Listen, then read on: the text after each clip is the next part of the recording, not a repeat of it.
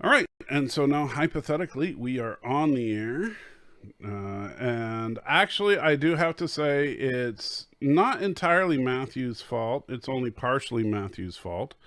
It's only partially Matthew's fault, and I mean maybe 75% Matthew's fault. I think that's probably fair. Yeah. However, this is a very, very special movie night with Matthew. And I know every movie night with Matthew is special, but there's a couple of things that kind of make this movie night with Matthew special for me. And so since it is so special, I'm going to do something I don't normally do on movie night with Matthew. And that's, I'm going to bust open a fine alcoholic beverage because you realize this marks a full year that we've been doing this because Is it really? we started doing this last Halloween for doing Fright Night. Yeah. And And you showed me that vampire movie, which was hilarious. right, and so we started it off with Fright Night, and then we just decided to start making it a regular thing. And so here's to a year of stupid, sometimes really bad, sometimes just having fun watching movies. You know, Cheers. yeah. So, but since it is Halloween once again, we have to indulge in what is arguably really bad cinema. And so now, for you're unquestionably familiar with M. Night Shyamalan.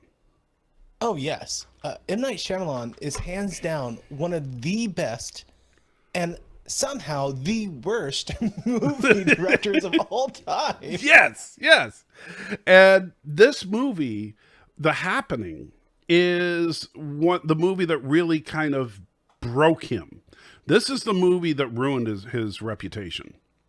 Even more so than The Last Airbender.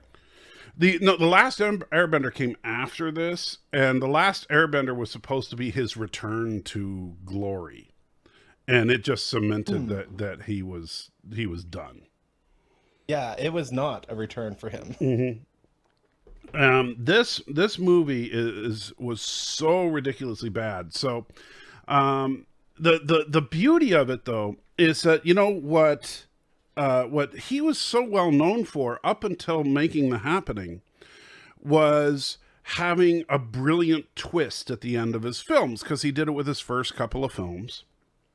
And Which I is it spoilers to talk about it after all this time? I mean, it's like with The Sixth Sense, it's really, I mean, it's one of those movies that if you don't know the ending of The Sixth Sense, I don't want to spoil it. exactly. Yeah. Because it is so good. And so The Sixth Sense has such a brilliant ending that it's like, wow, did not see it coming. And then when you go back and rewatch it and you realize, wow, all the clues were there. Yeah. But but movies like that, really made him. Signs, I think, some of the hate on Signs, I think is, yeah, sure, it doesn't make sense that aliens would invade a planet that is 75% covered in water when they're deathly allergic to water. But, well, okay, I granted It that's routinely pours water from the sky. yeah, I get that that's a little bit of a problem, but I still like the way it kind of the whole idea of Signs is that all things work or all things happen for a reason is kind of the point Sure. of Signs. And so I liked like it wasn't about the water thing. It was just about the fact that the way that his wife died, the reason that his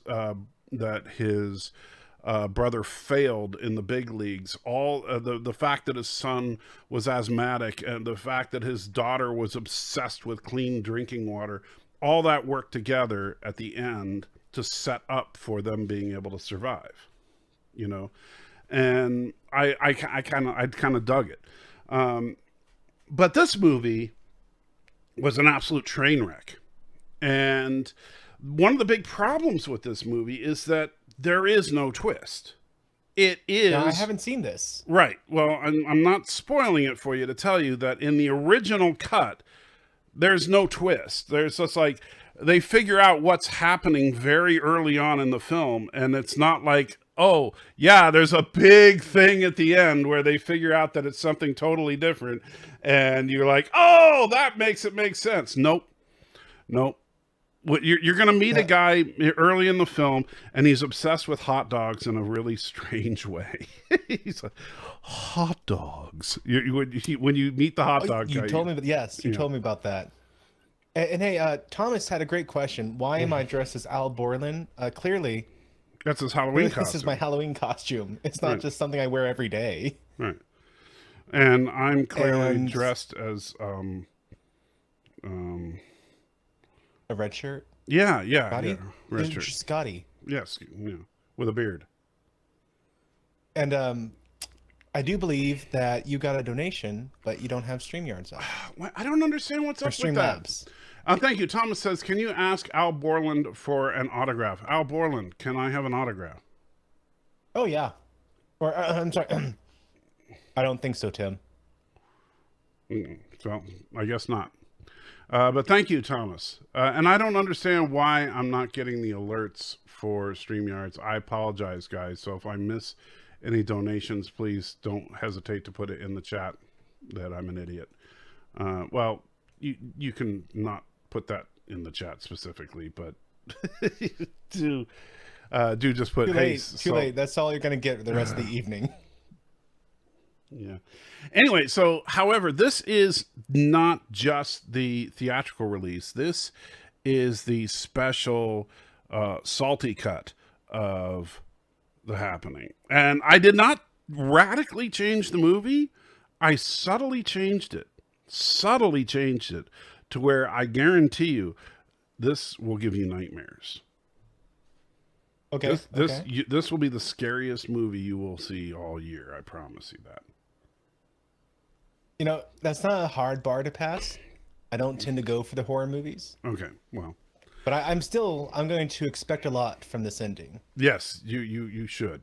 But before that, we're going to also watch the one and only truly horror episode of the original series, penned by the legendary horror author Robert Bloch, who wrote Psycho, which of course. Oh. Yes. Huh. Cat's Paw and yes. Psycho. Huh? Cat's Paw and Psycho. He wrote Cat's Paw and Psycho. Yes. All right.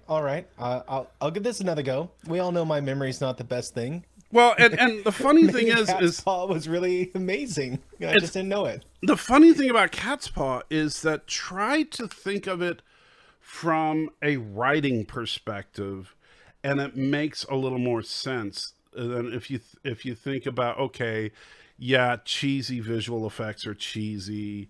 They could only get away with so much, but but try to think about what the writers were trying to do. Multi-Gunman says, can you try to have a talk with Matthew during his Sequest live stream? He offered to wear a black dress for me and shave his legs if I'd go on a date with him. Is that true? There are so many words in that sentence that are accurate, yes. And YouTube doesn't let you put up false information, so it has to be true. So I guess I'm just gonna say I'm not gonna apologize for who I am. Let's just start the movie. There is one falsehood. Oh wait, we can't start the movie. We can't start the movie. Oh, Amy, hey, good to see you. And you know why we can't start the movie, Michael? Why is that? Because like a dink, I haven't given the link. Oh, you haven't? Yeah, we can't. Nobody's going to be able to see the movie. Well, we're just going to sit here and talk about it, and nobody's going to see it except you and me. Wow. Now there was one falsehood in the Multi-Gunman's sentence. I repeatedly told him that I would never shave my legs. Uh-huh. And hey, honey, how you doing, Amy? She's Not recoiling, Multi-Gunman, and yeah, you were saying, "Hey, honey," to Multi-Gunman. Is that right? So just to be clear. Wow. So please go to the link. Oh, wow. This is just... It's already starting low. We have nowhere to go but up, Michael. Okay, so I'm going to hit play, and everyone can come join us as we kick things off here. Amy, you are a saint. That's all I can say. Oh, we got a trailer for this one. Check this out. There's a new trailer. You're going to love this. Thought you knew. Yes, you thought you knew the truth. But you don't. Don't. But in the year 2022, you will.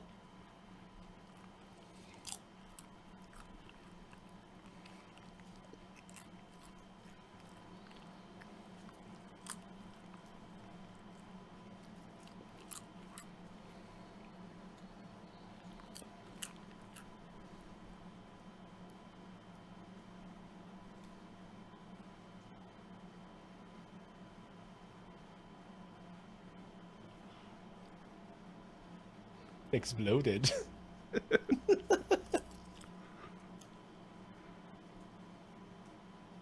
Such a much better edit of that scene.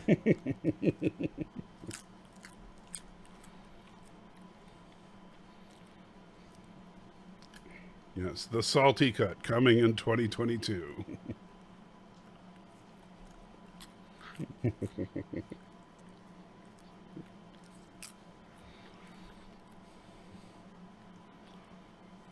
So you see the aspect ratio is to normal. There you can relax.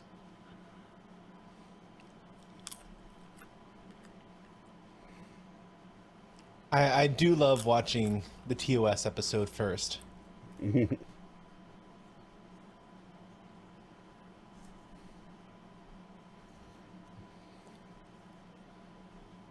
Yeah, jerk.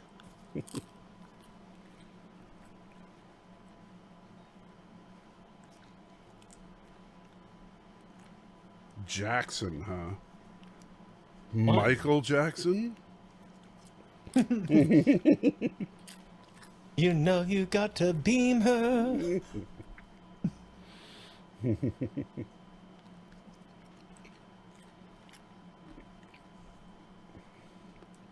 Dun, dun, dun, dun. And there's Kyle, just waiting to become the communications officer on the Reliant.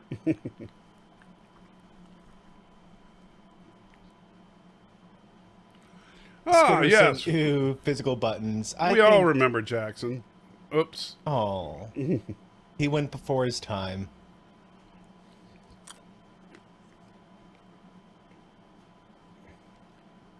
Really? Honestly, I cannot imagine tactile or non-tactile buttons actually being used in like a military application. No, because you want to be able to use it even if the lights are all out and all that. I mean, physical buttons are actually very useful in situations like if you just have a flat panel and the lights are out, or let's say that like, and we see this all the time in Trek, even in TNG era Trek, consoles exploding, gases in your face, so you can't see, and you're reaching for your controls. Yeah, you know, oh well, I'll just feel where it's just a flat panel. I did like in the Year of Hell, the Voyager episode, we see Tuvok going to the tactile tactical display. Right. Because, you know, he's blind at that point. But I think, honestly, they would have to have some level of that no matter what. Because have you ever seen those keyboards where it's just a laser that creates an LED image on your desktop or Surface?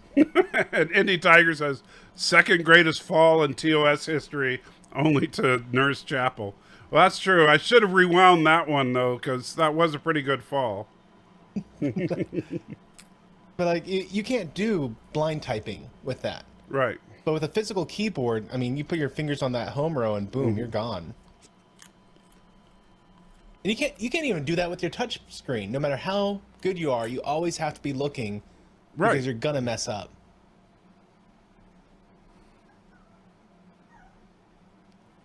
Truman Jackson is dead. There's no apparent physical causes, but a disembodied voice did come out of his mouth, which I consider somewhat usual for Tuesday afternoon.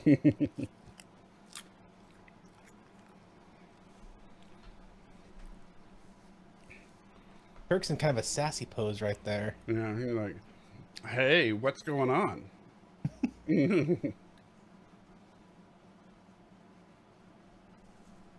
Thomas, you would think Tuvok would remember, but no. And honestly, I mean, it was a nice touch. Like, okay, here we see that there is some sort of option for a... What's the right word these days? I don't even know. A differently abled person? You know what? Shut up. But I'd hate to think I offended someone.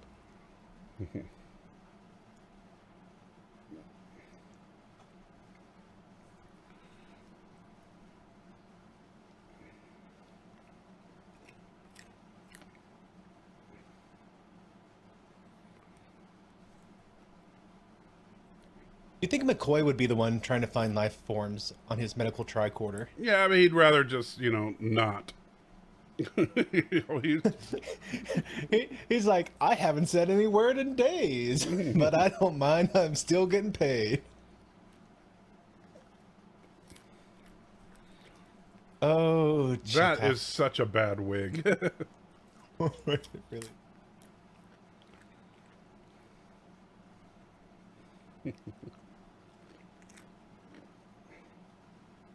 I mean, this was like the peak time where they were trying to get Chekhov to look like Davy Jones. Yeah, but that looks like a Tribble is eating his head.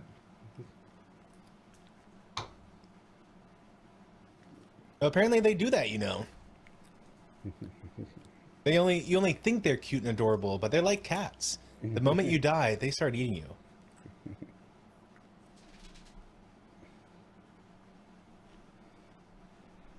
Uh-oh. Here it comes.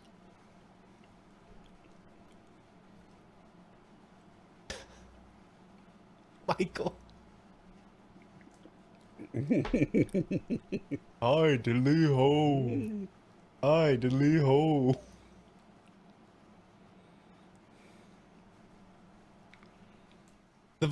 Okay, there we go. I was gonna say, did you add all those voices? But no, they were there originally. Plus my head. Yeah. Your head's always been in there. Yeah.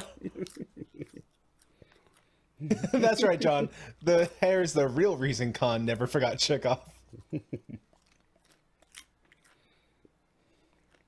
And Thomas is confirming that the episode did come out on October the 27th.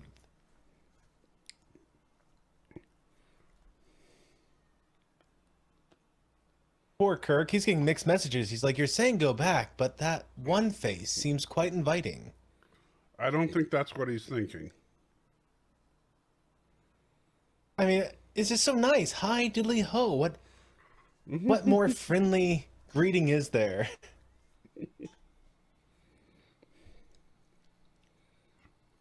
I guess the makeup department didn't have any money for Chekhov's wig. Yeah.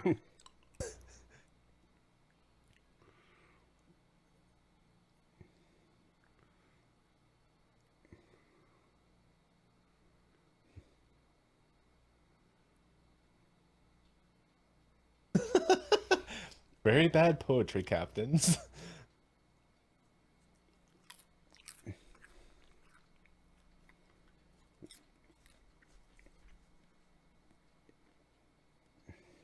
See, Spock just, that human side of his, couldn't help but crack a joke whenever he could.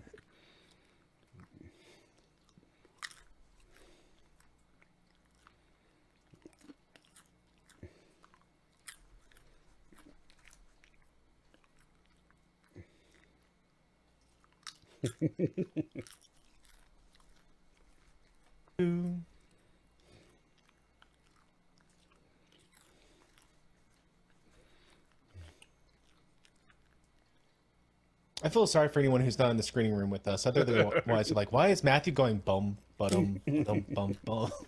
Poor Thomas.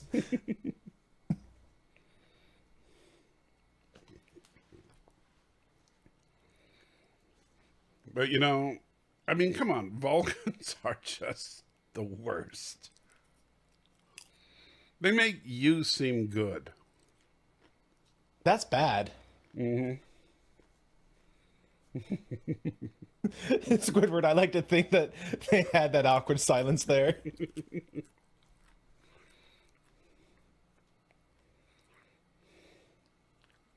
And thank you, Stephen. I was mainly being sassy. There's a lot of people who look for excuse to be offended if you try not to be offensive. Yeah, but you know what? That's annoying. You take it off, Professor? In that case, you have a good night, my friend. Later, Jeff.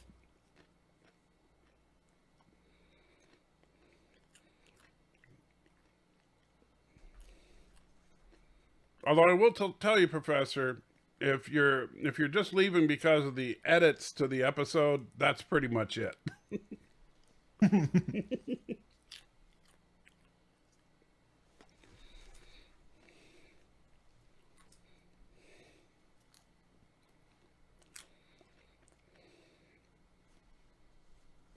Jordan, unfortunately, there's little I can do about kid bedtime.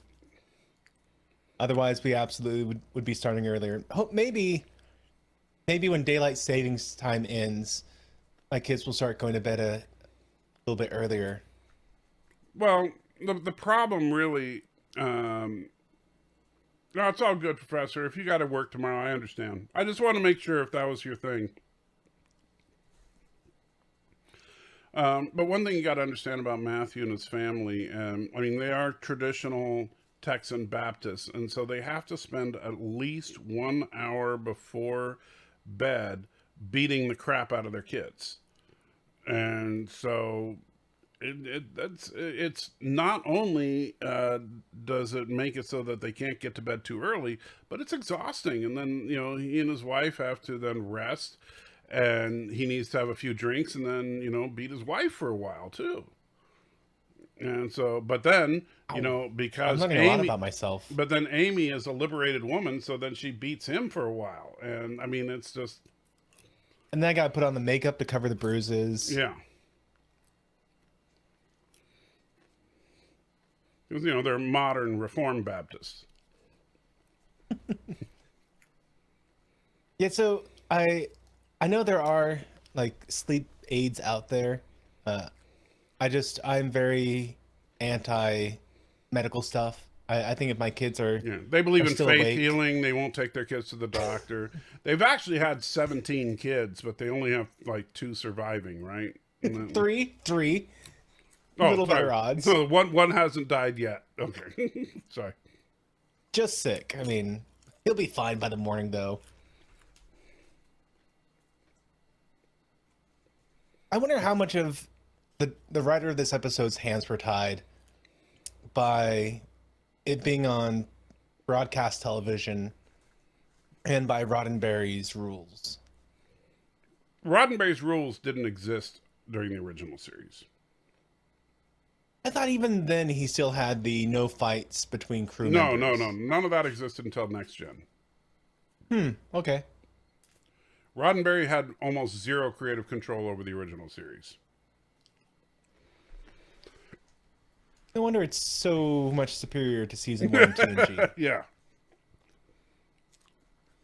Oh, it's a Joe commercial. Is that the one where they use chloroform? I think I've seen that one.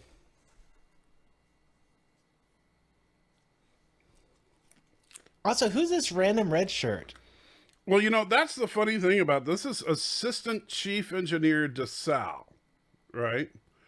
So, Okay. I guess, what? Sulu has a cold? So you couldn't put... And Scotty?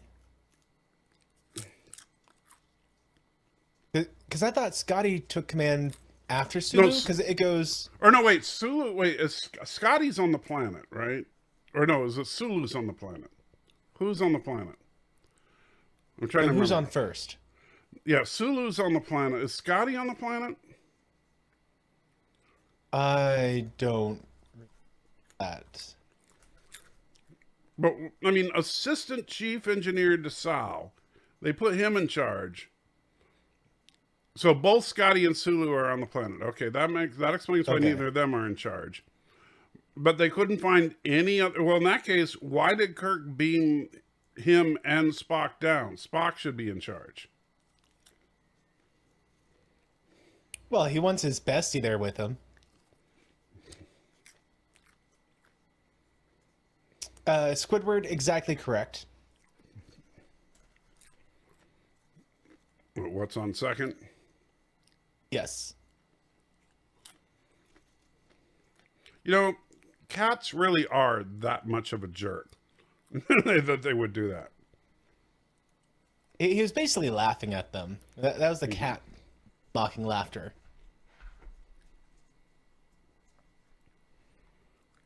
Hey, Arvik, how you doing tonight? See, Kirk really does care more about Spock than McCoy. Like, he sees both of them, and his first thought is to ask Spock if he's all right.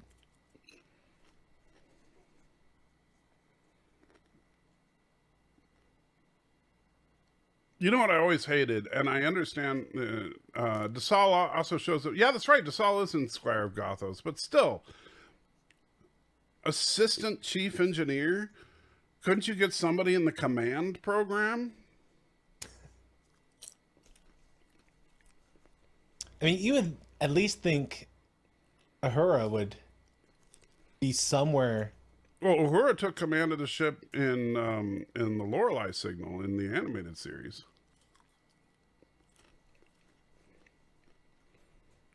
See, listen to what Spock's saying here.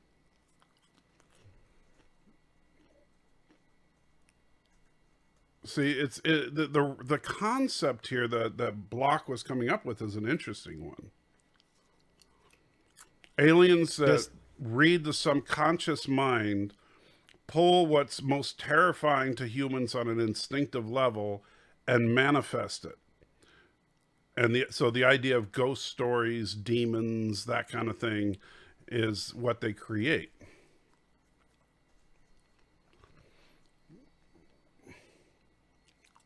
See, that's an interesting concept. I would have liked to see it more played out. And we'll see if I've forgotten a lot of the episode, but I would have loved to see, like, the first thing, just have McCoy freaking out, like, you know, I saw the, was it King Lear that had the toil, bubble, toil and trouble, witches brew, and cauldron bubble. You know, the three witches. Right. Was that King Lear? I don't know. I'm not an expert on Shakespeare. Whichever one. Just have, like, McCoy be like, I saw that play as a kid. Those three witches scared the heck out of me. You know, just have each thing they're seeing be something that is instinctively the most fearful thing to them. And yeah, this is not the rocket launch episode. Sorry, Arvik. Which rocket launch episode? The one they go back in time? I assume they mean Gary 7. Macbeth. Macbeth. Okay, I'm sorry. That one was too obvious to me, Steve, and I don't know why I went for King Lear. You know, it's only like King Lear that's everyone's favorite Shakespeare play. I thought everyone's favorite Shakespeare is Romeo and Juliet. Yeah, I figured that would be your favorite since Juliet dies in it. actually, I mean, it's painfully cliche, but Hamlet, my favorite, because everyone dies. So you just like when everybody dies. It's yeah. Why are there so many empty seats behind Matthew? Would you want to sit in the same room as Matthew? Also because COVID, I'm practicing social distancing. And my water heater is broken, so I can't shower. Well, you which missed really helps social distancing. Darn it, you missed an incredibly wonderful racist moment there. Did I? Yeah. When they were trying to break free from Sulu and Scotty, Yeah. And they turn around to punch him. Sulu does this, like he's gonna karate chop him. You know. So I had to wait a second. I had YouTube up on my other screen, not So it's like, oh, StreamYard. you know. At least I didn't have him go like, what?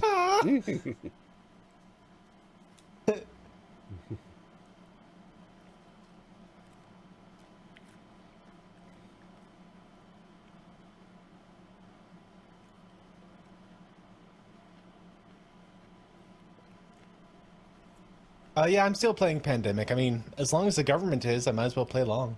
And Steven mentions that the animated series isn't canon. Well, of course it's not canon. They had Uhura take command. You can't have that be canon. Now, Uhura doing a fan dance, that's canon. That's coming up. My favorite one. We've talked about this. Mm-hmm.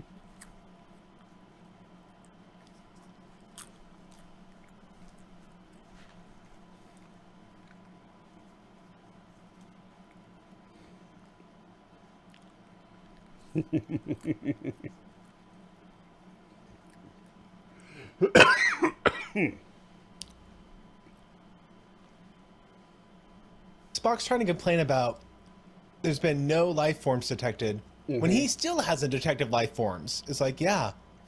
No, he detected life forms. Did they? Yeah. Because they keep losing everything. You weren't paying Like, oh. attention. You say so. You just. I mean, I wasn't paying attention. That part's true.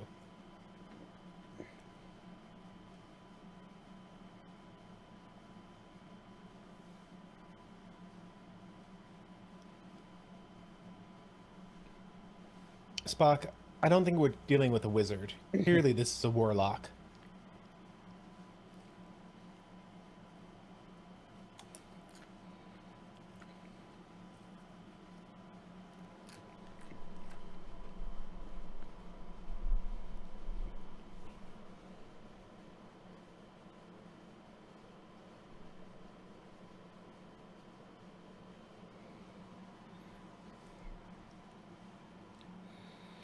I You know, he's don't kinda like understand. the, I don't understand that, so it's not important. Wow. He must be a Democrat. or a Republican. Yeah, that's true. He's both. I do not understand what you're talking about. Therefore, it is not important. And yes, Thomas, I'm sure Matthew will be a Wiccan after the end of tonight. If only I had a witch's hat. I totally would have donned it.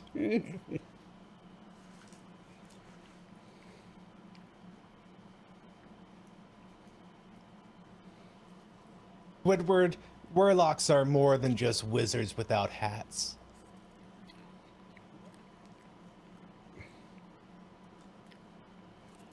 I love how McCoy's the one who's like, heck yeah, this is what I want to see.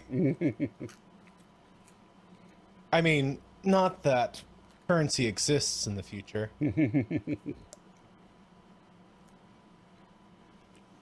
I don't see any pearls. He said diamonds, rubies, pearls, and sapphires. I see 0 pearls on those plates. It must be underneath all the diamonds and sapphires.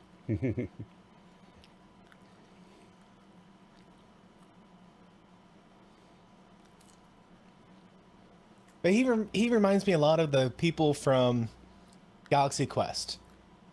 They have extreme advanced intelligence, and at the same time, they're complete idiots on everything.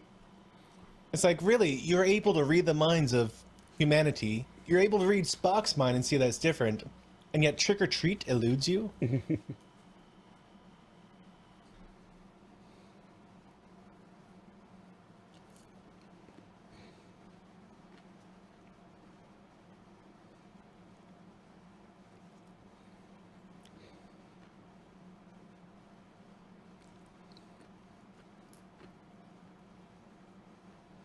Exactly. The pearls are due on Tuesday. That must be it.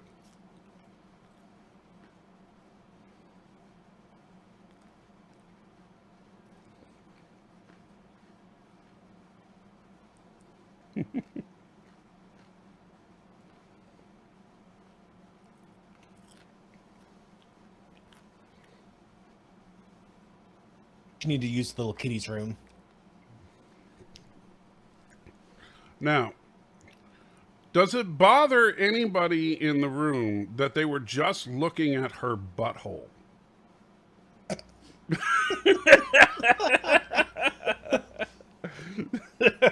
There is a connection I had not made before. Just wondering if that.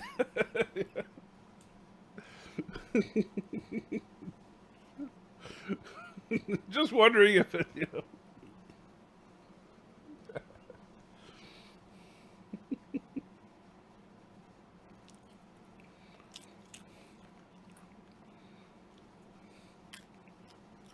Now, is she trying to claim that she never was a cat? She just hypnotized them into thinking she was a cat? I don't know.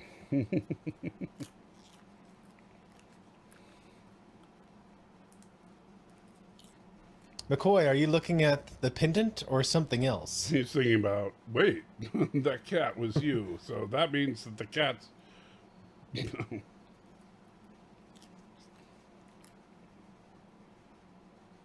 Don't move, except for you, Scotty. Ugh.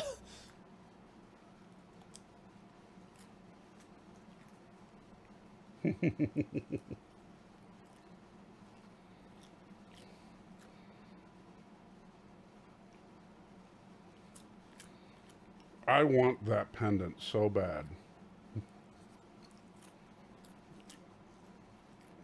I wonder how they made it.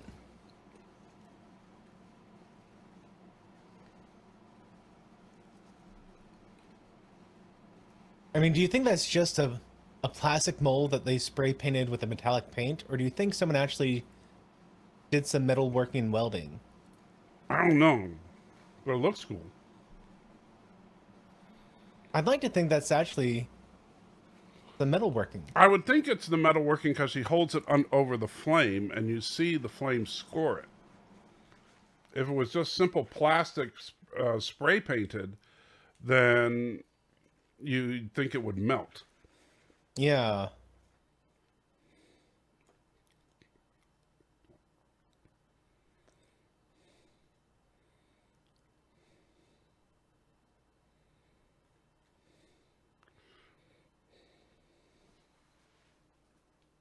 I mean, even Spock kind of looks worried about this.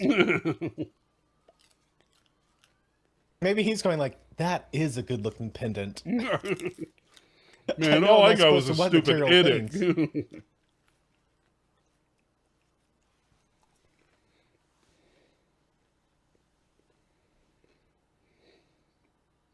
know, that kind of looked like Spot in the Spot. That looked like Spock in the establishing shot.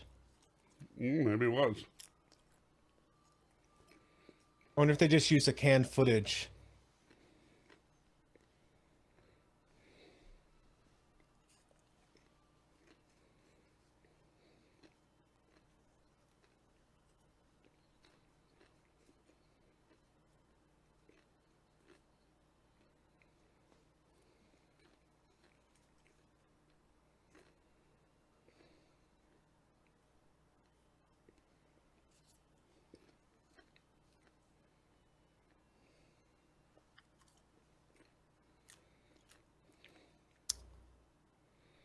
That would make a good Christmas tree ornament.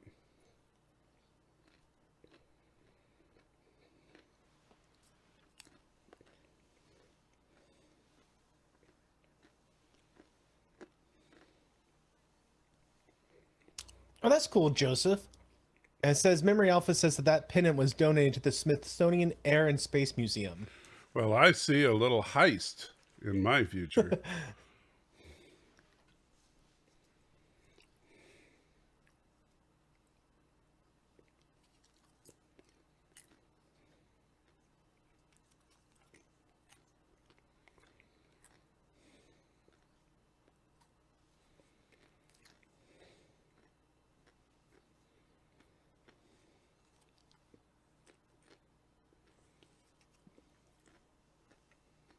Telekinesis. I love that. That's great. That's one of the best Shatnerism. Telekinesis.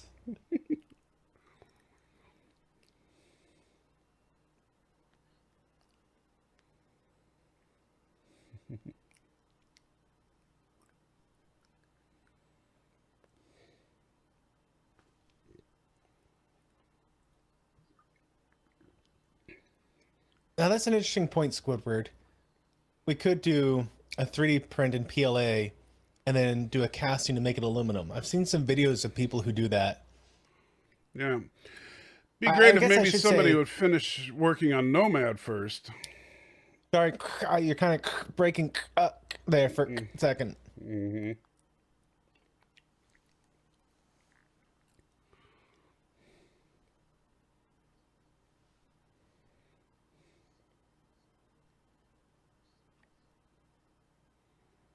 Some kind of. I say, you could do it. The theory is sound. Personally, I am unable to do such a thing. But yes, that is a way of doing it. But then it would just be cast. I don't know. Something about that pendant doesn't look like it was just cast aluminum. It looks like someone took a block of aluminum and did some shaving of it. What do you call that? You got the wheel that spins it around. And you take the lathe. Mm-hmm. Can you make a primitive lathe?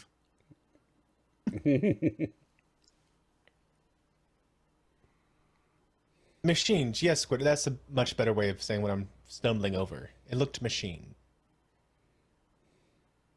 And yeah, I would imagine in pieces, and they probably did a quick weld. You'll stay. I like the way you looked at my pendant.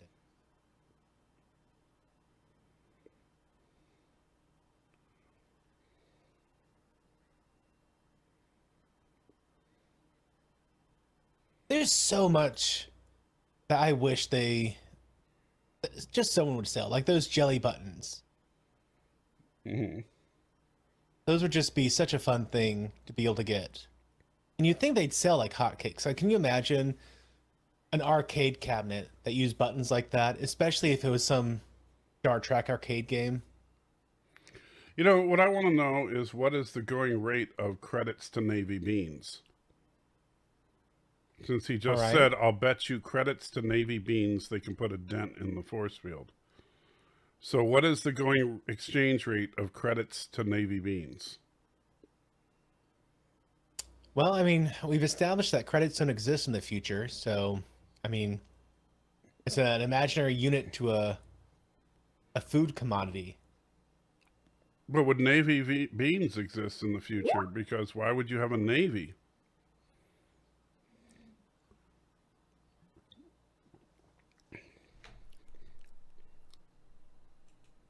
And what would food even look like in the future? I mean, even just a couple hundred years from Middle Ages, our fruit has had wildly different, like it looks wildly different. You wouldn't even recognize a strawberry if you saw it in the past. So, and Mathazar, thank you so much. Mathazar donated $1 and says, "Hello, I am Mathazar of Thermius. We built a fleet of ships watching a Bird of Prey 5 play Space Engineers, and it resulted in the death of 500 million Thermians. We need your help." That's my best Thermian voice. Oh, man. Thermians, Mathazar, I'm so sorry. You should not do not watch Bird of Prey 5's channel for any advice on building anything. What you should do is actually watch Thomas Potts. If you want to watch any virtual engineering videos, Thomas Potts is a great source of information. You could also watch Star Trek. Just make sure it's old Star Trek, nothing new. Cinnabon?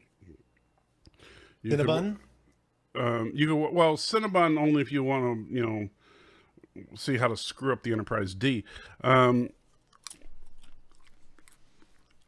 But you could watch the Orville. That'll get you some good ships.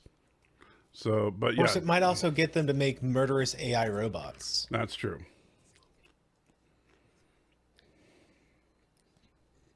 But definitely do not watch Bird of Prey 5.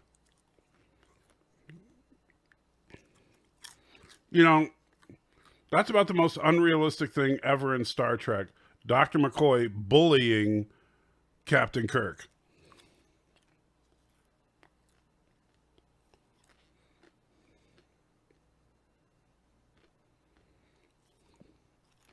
Kirk headed for the briar patch here. Oh no, please don't let me talk to the lady. I'm so worried.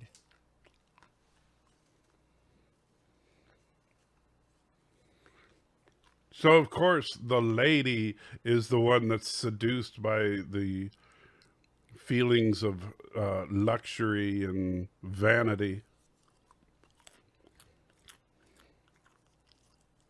Well, I mean, as the voice of sexism in the room,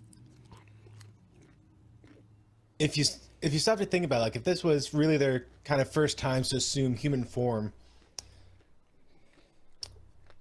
a woman tends to have more hormones than a man does, and that would be overwhelming to someone who wasn't used to it. You know, it would kind of like be, you know, postpartum in reverse, where after you give the lady gives birth, there's such a drop in hormones that creates what you're, you know, kind of casually called the postpartum blues. But just imagine the exact opposite, where all of a sudden you got like this dopamine hit of hormones. And Stephen, no, you see, Matthew is an idiot. So when he said the credits don't exist in Star Trek, you know, I just let it go because he's an idiot.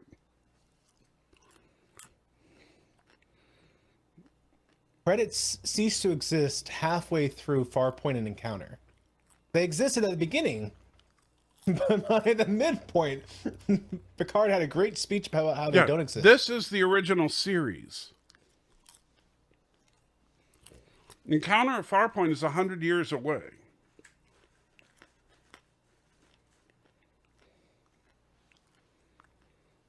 Which I think if you stop to think about it, all that really proves is that Picard has been very rich and entitled his whole life. Mm-hmm. He thinks that money doesn't exist because he has so much of it, it's never been an issue. Right.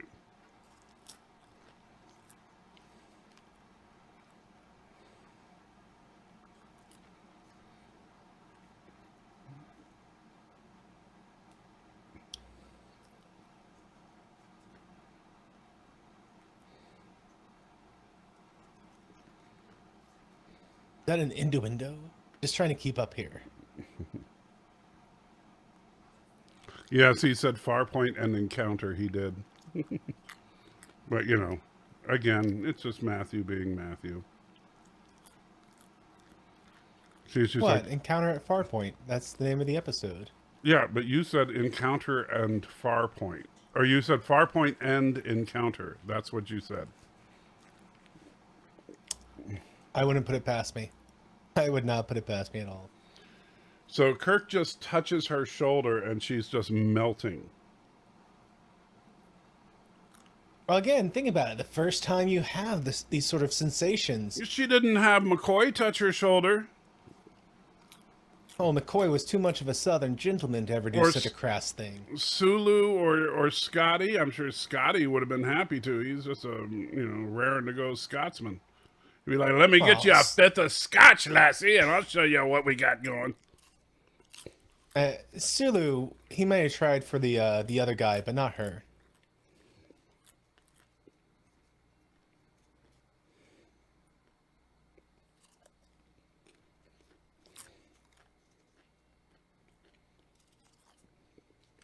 Indy, I'm being tongue in cheek here. No, he's not. He's being stupid.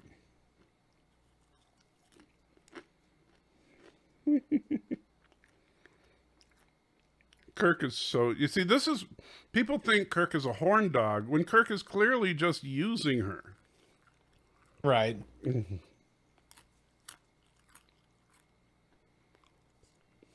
fact, a lot of the times he did have female encounters. He was either using her like this, or was being used by her, like in Ellen of Troyes, or was being forced, like in the episode where he did the stage kiss with Uhura. But Roddenberry wasn't okay with the actual kiss. He changed it up. I mean, people like, oh, well, Roddenberry was such this visionary, and, you know, he thought, you know, the end of racism is like, no. Roddenberry was not a fan of having Kirk kiss Uhura, no matter what he claimed afterwards.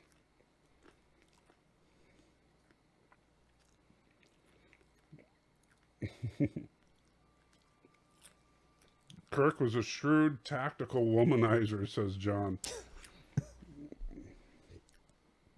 I don't even know if I would say womanizer as much as he would just do whatever what needed to be done to accomplish the mission.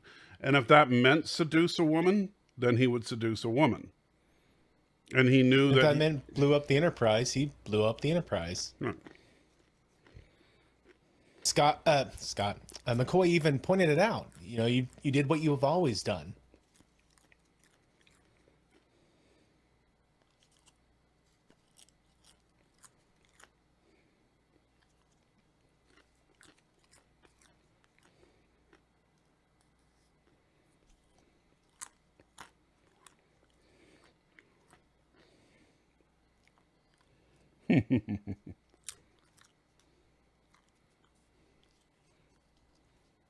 Right, telepathy. You have telepathy. I forgot about that for a minute.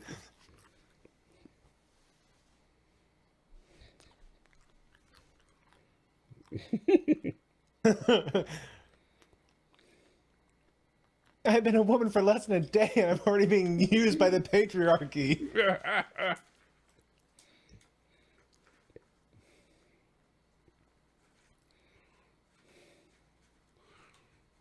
and Squidward, yeah, I think that's what Matthew would say. Can you look like my friend Spock?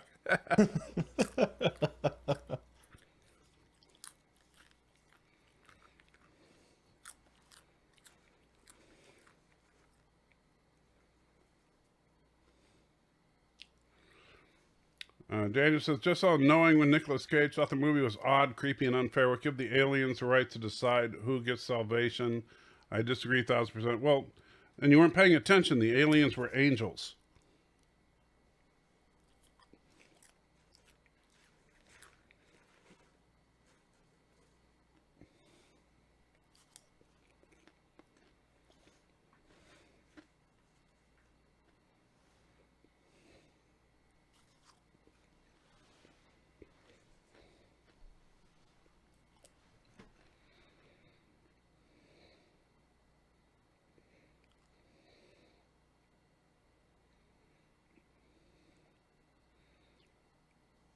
You know, this is one of those episodes that really could have standed a little more work with the remastered, because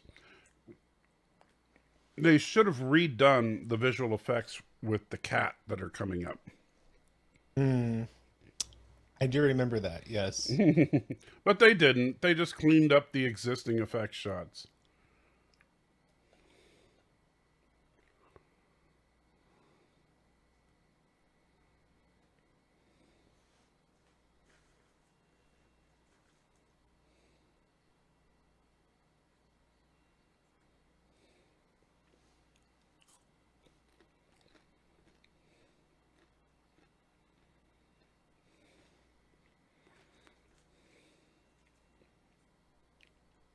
You know, this is another one of those, you know, races of beings that we need a follow up of, you know, because weren't there more of them coming?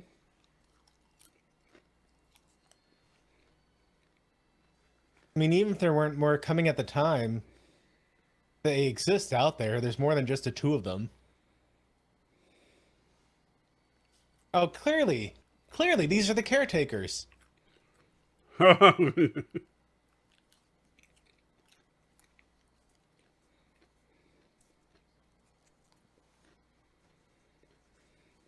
surprised I haven't seen a what culture video on it yet.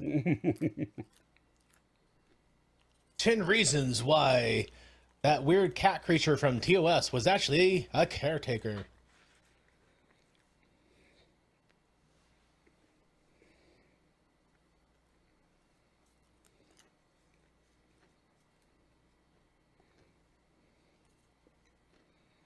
So let's run away?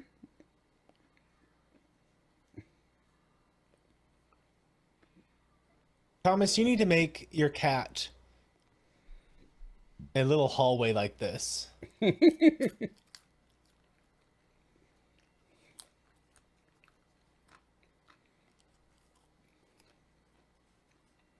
Well, just like one of the races of the caretakers. Did we ever get a name on that race?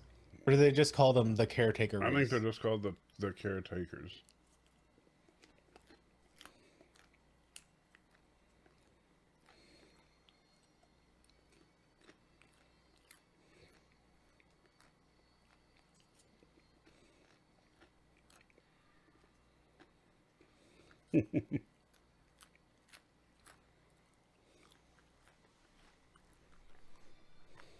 Maybe you should turn into something bigger than a boring old human, bald human. Yeah, maybe you should have turned into a giant dog, maybe? A gas cloud? Anything. Anything.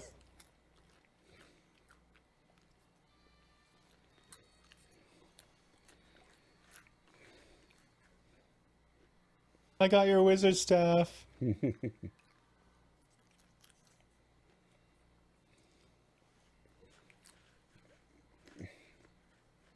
What's the Harry Potter? Spock was right there one? when you were talking about it.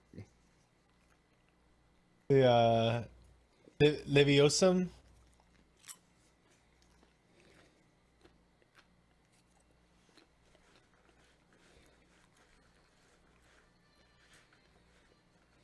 Tom is saying he thinks they mentioned the name in the episode with the female caretaker. That would be, if they ever mention the name, that's the episode I would expect to hear it in.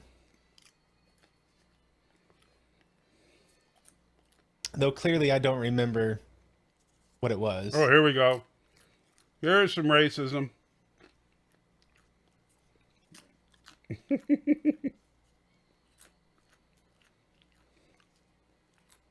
Scotty's clearly just giving Spock some face. We all know he could have taken him down easily. Wow. That was some awesome martial arts action, wasn't it? Unfortunately, William Shatner did a better martial arts looking thing than Takei.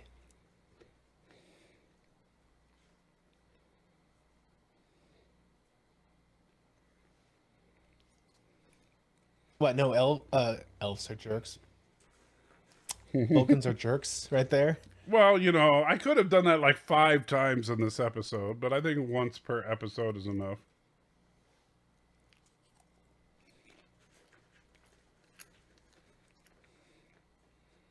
John's saying they were called the Nasine. All right.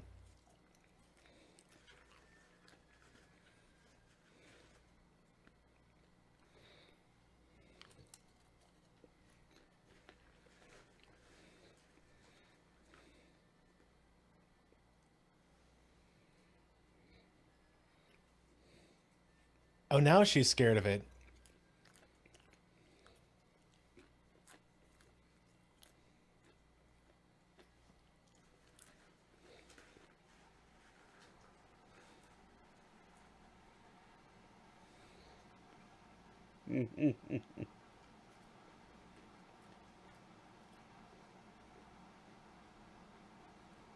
Of course, if they were actually the Nasine race, then one would think that Traylene was also part of the Nasine race. They both use the same kind of, here's a device that gives us power that's practically magical. And yes, Indy, I agree that front kick from Sulu was legendary there. I detect a little bit of training from probably Bruce Lee.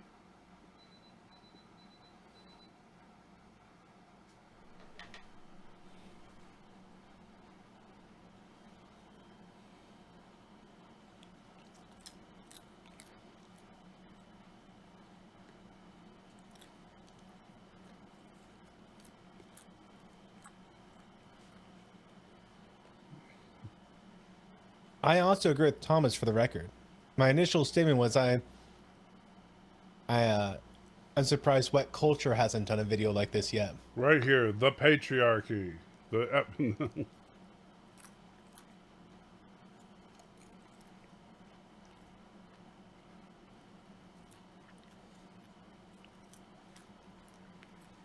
If I had $1 every time I heard that.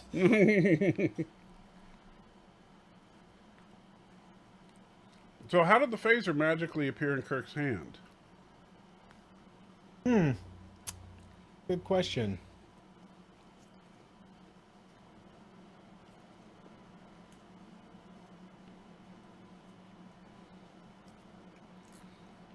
And it turned out they were cosmic space chickens. Well, They cosmic look like Fraggles. cosmic space chicken shrimp things.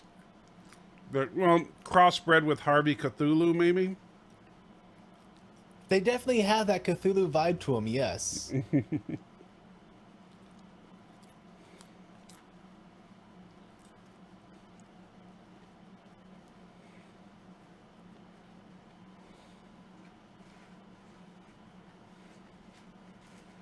Yeah, typical woman wanting to steal your dreams.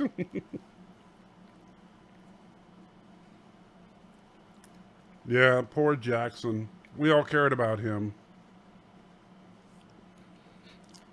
Wait, you're not going to beam up the chicken shrimp things and have a barbecue? They're already smoking.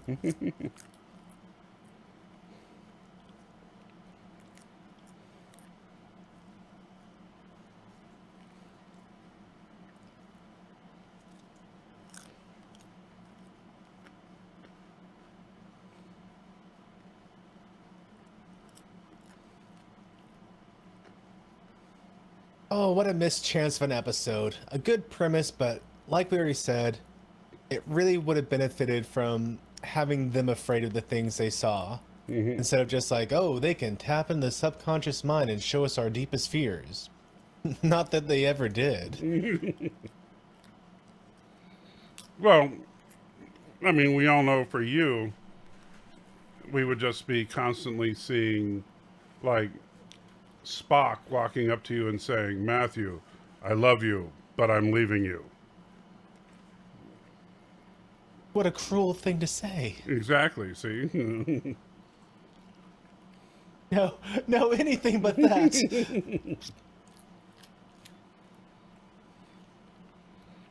All right, here we go.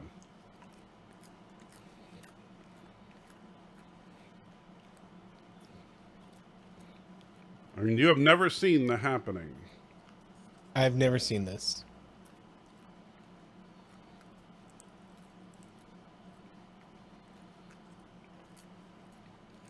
And again, remember, people, this is the terrifying version.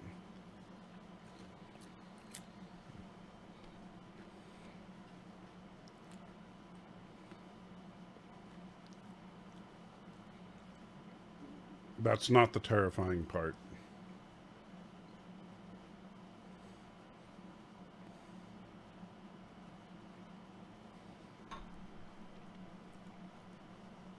Yeah, Squidward, like when they offered the gems, they weren't actually good at determining what people desired or feared. Yeah.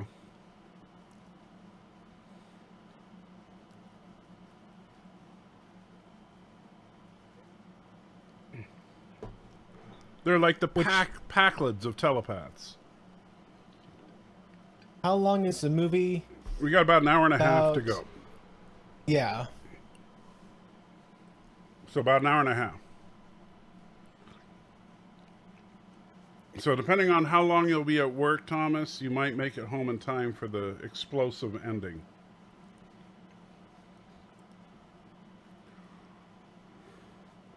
Well, it's not explosive, but shocking. Hot dogs. Yes, indeed, Aravic. Hot dogs. Hot dogs get a bad rap. Okay, I recognize the name Mark Wahlberg. What else has he been in? He's Marky Mark. Singer. From...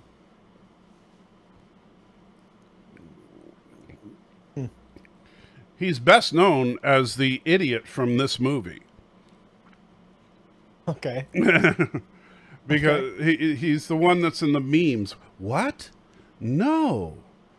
And that meme is from this movie.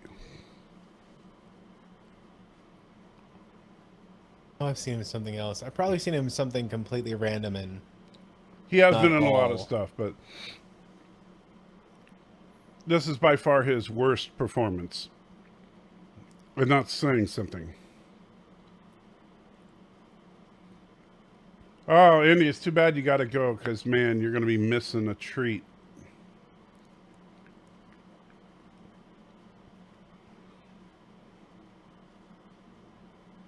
What?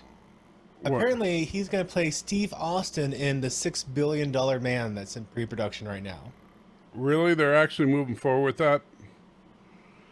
That's what IMDb says, so grain of salt that one. Well, for a while, it was going to be Jim Carrey, so we'll see. What? Yeah, he was in a couple of the Transformers movies, I think. And yeah, he was in the Tim Burton Planet of the Apes. Okay, yep, there we go. That's what it is. Yeah. And The Perfect Storm. That's the other one I've seen him in. I've actually never seen the remake of the Planet of the Apes. It's actually really good. That's what I've heard. Yeah. I have no reason that I haven't seen it. It's just one of those things where it's like, oh, I missed that one somehow. Mm-hmm. So here we have two random women. We're gonna give them names momentarily, just so we pass the Bechdel test. I think is what it's called. The Bechdel test. No.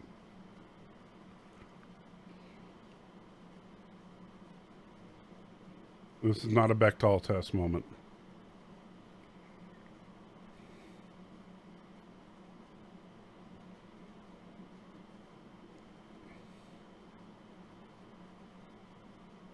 I'm in a flash mob.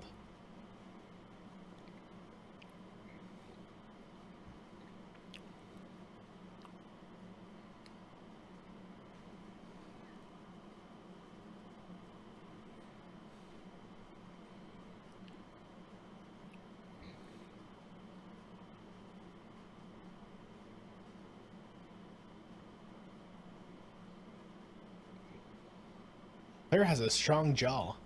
Yeah. Mm-hmm.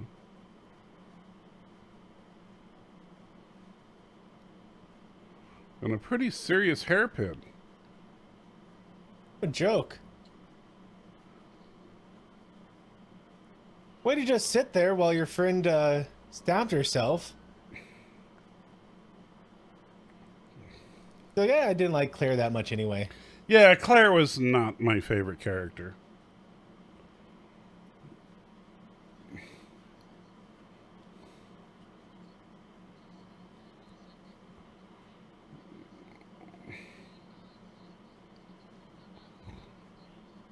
I love how they try to politically correctify that joke. I didn't get it at all. The original version of the joke is not the big guy, it's the black guy. Ah.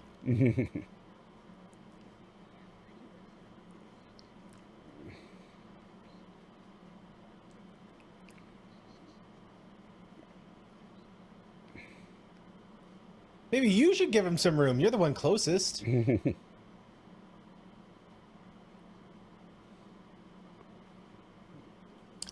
Kurogan Construction, working hard since 1962. They're being really blasé about this too. Like, oh, he fell. Let's go look. Oh, he fell. Oh.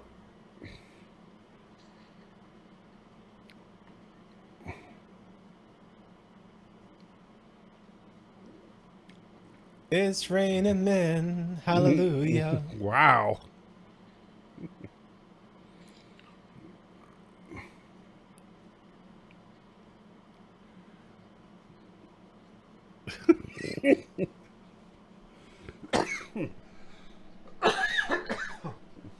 Yeah, man.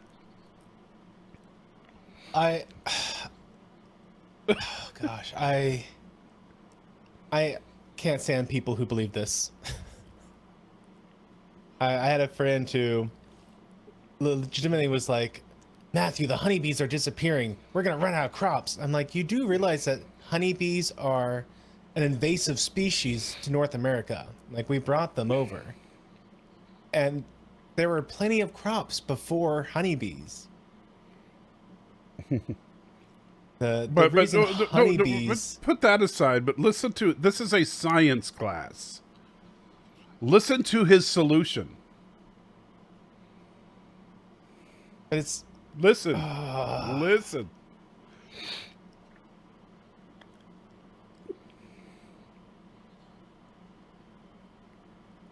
Nothing happened to them.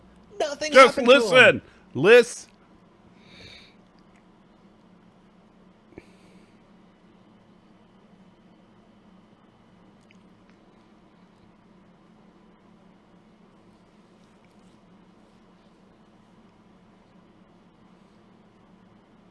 Harsh.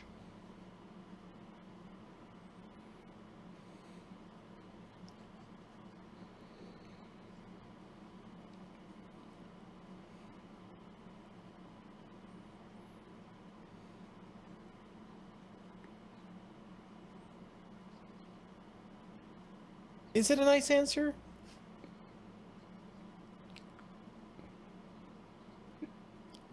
It'll be just a theory. The science teacher is teaching it's just a theory.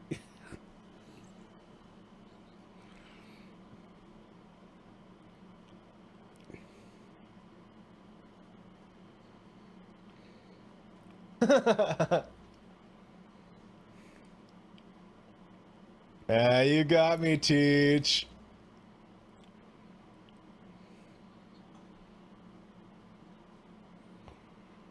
That's the science teacher.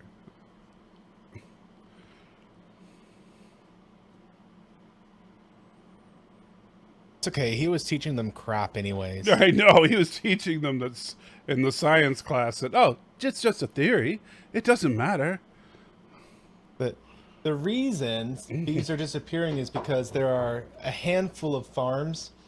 I don't know. No, we're not mostly- talking about bees. That's not the point of the No, this movie. is- No, shut up. It It's should the be. movie's not about bees. Just shut up. A couple farms lost a lot of their bee population.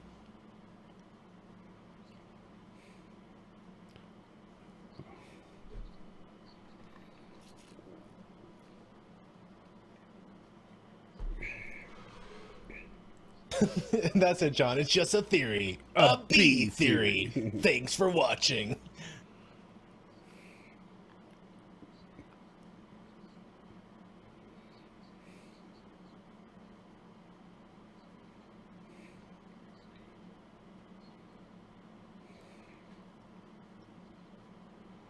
Yeah, that's kind of odd. You know what would be not odd is what? What would not be odd? What would not be an odd place for them to attack?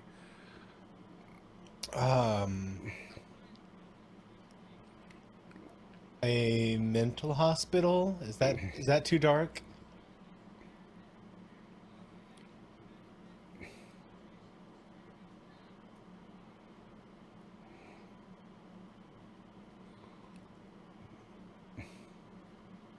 Nothing. Oh, guys, no, No, shut up! Shut up! It's not about the bees. No! It's not about the it's bees. not attributed to Einstein. It's not about the bees. Also, It's not this about is a the great bees. actor. Yeah. I do love this actor. Yeah.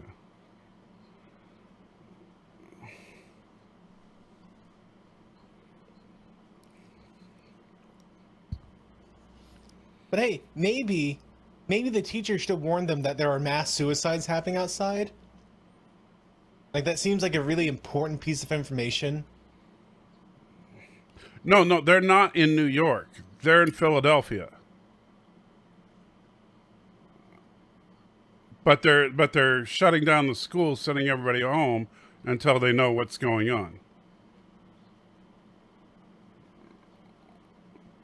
But you weren't paying attention because you were obsessing over the bees. I can't help it if someone says something so stupid. Oh, believe me, if that's your stupid threshold, you are going to die by the end of this film. I might.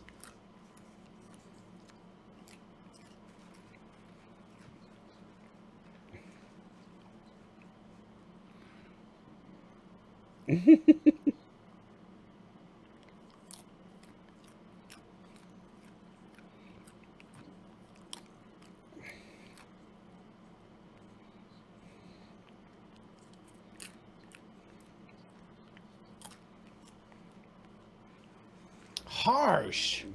Really, on the day that the terrorists are attacking and you're evacuating, you're going to tell them, your wife, she's really sucks, and you should, doubt your marriage.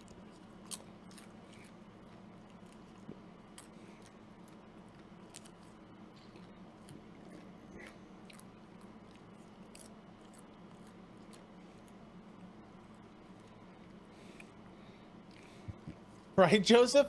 I just want you to know your wife hates you.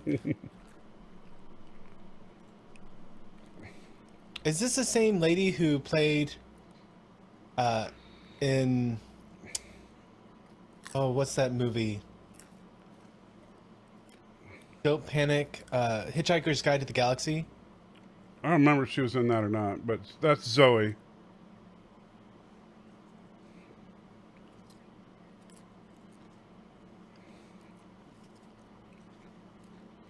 And Saoirse says, yes, that is her. She plays a really good character that you could hate. There's something about her where you're like, she has a face that goes, yeah, I believe that this is a girl that I wouldn't like being around. I believe I wouldn't like being around her anyway. In fact, I'm pretty sure I wouldn't like being around most of the cast of this movie.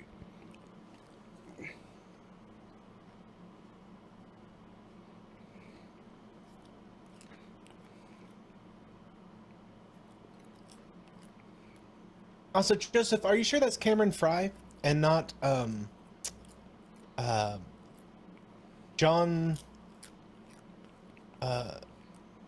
Leguizamo? No, that was John Played in Leguizamo. Super Mario Brothers? Yeah, that was John Leguizamo.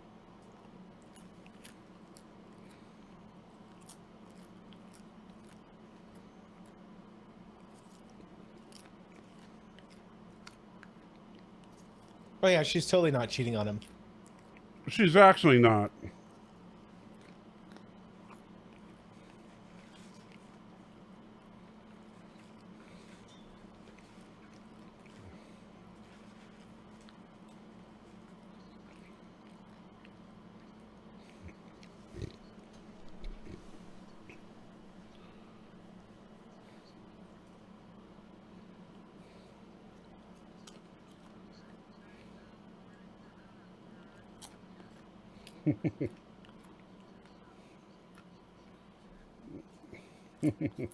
Oh, okay.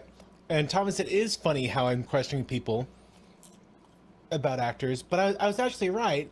But at the same time, Cameron Fry's the character that he played in Ferris Bueller.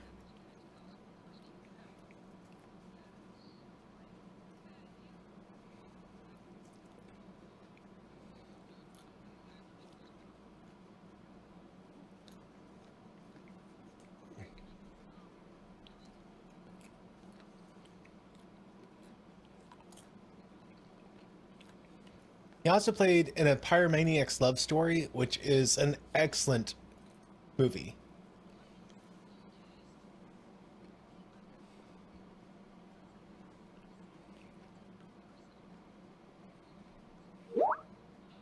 That is such a red flag.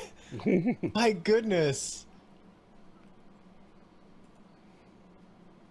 Like, if a guy was telling this to a girl, I'd be like, you need to get away from this guy as soon as possible.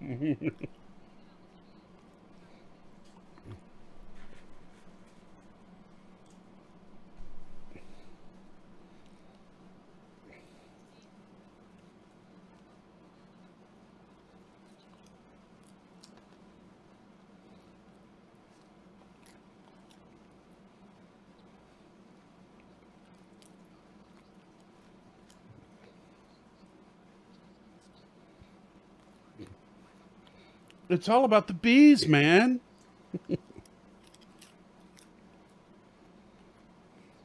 What? She needs time to figure what out? They're already married. What's to figure out here?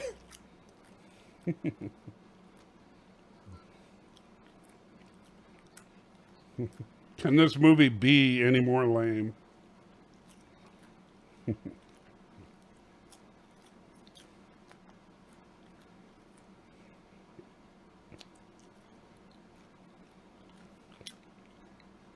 Skylines. It's a B movie for sure. Get it?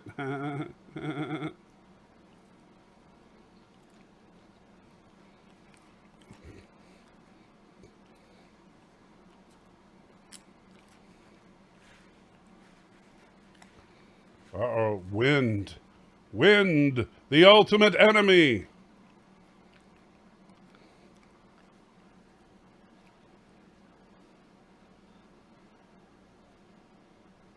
I don't have to talk to you. Well, actually, I do. I'm paid to say. Who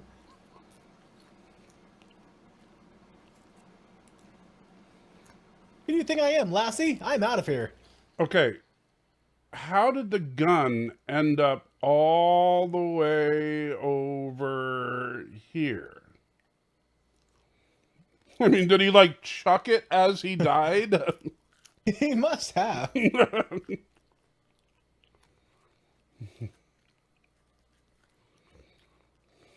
This is like the worst game of Russian roulette ever. You know, you're supposed to do that with a pistol that has chambers and not not a clip, because everything's I'm every sorry, clip's Squidward. I'm being too sarcastic. This is beyond stupid.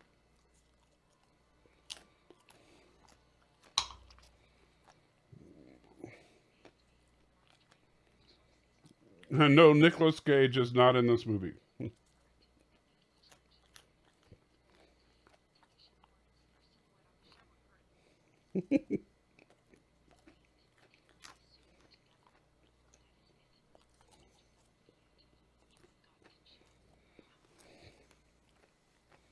She is a cheating hoe.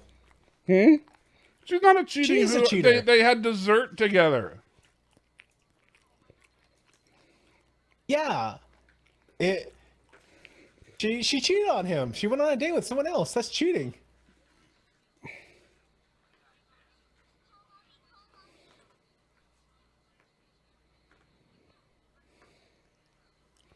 Yeah, John, true. Matthew using that harsh language. Hope Amy didn't sorry. hear that. She is a cheating garden implement.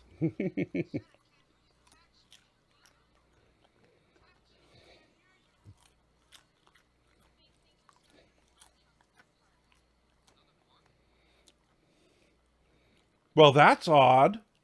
Come on, he didn't say that's odd.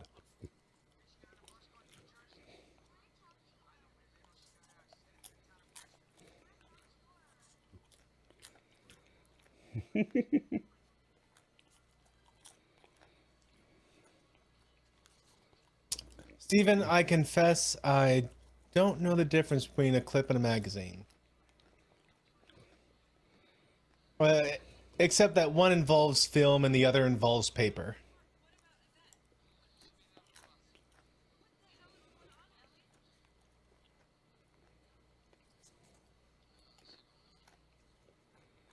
Well, you don't know much, do you?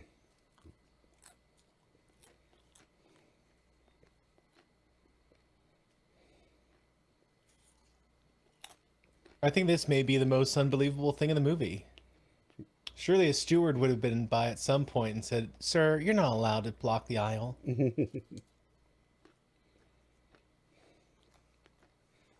Welcome to Filbert.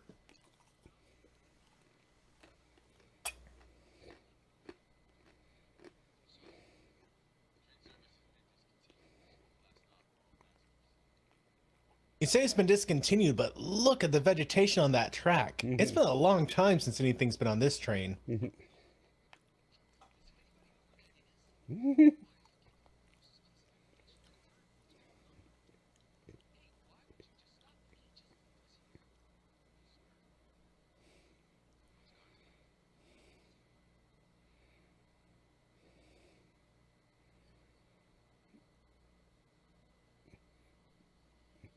You see, we were waiting to tell you that just for dramatic Pause.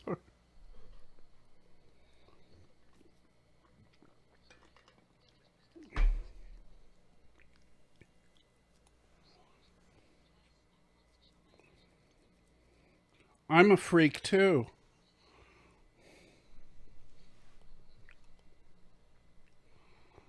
It's not that I don't like to show my emotions. I'm in a crowd of people, and I only want to talk to my dad, hussy.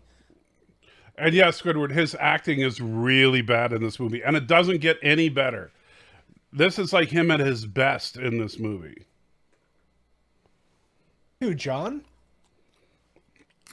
Mark Wahlberg. Oh. He's just like, why are you doing this? What is going on?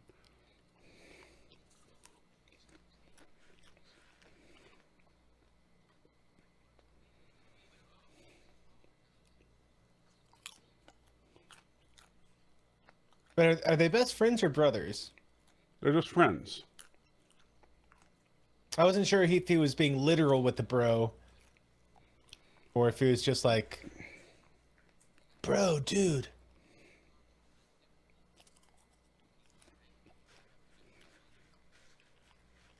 You're the worst scientist ever. Yeah, I know. It's called a mood ring, and it's inaccurate, but it works on body temperature, not feelings. Did you hear about the bees?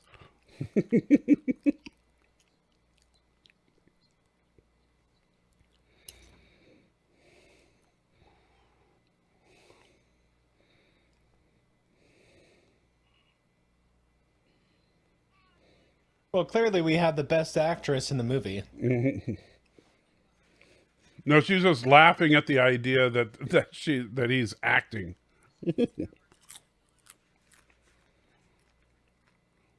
Hello, random person sitting next to a small child. Let me show you this video on my phone of a man being mauled to death by lions. Here, kitty, kitty, kitty. My arm tastes delicious.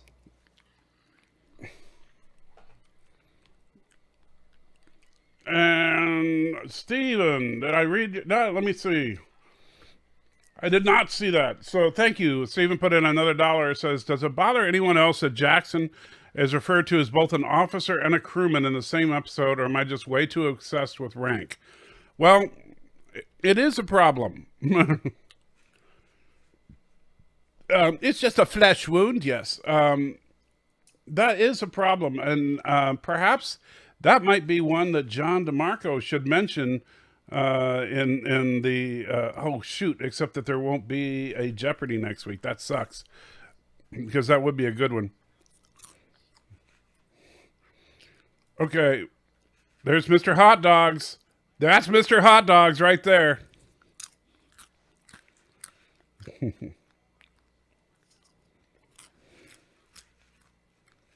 Northeast.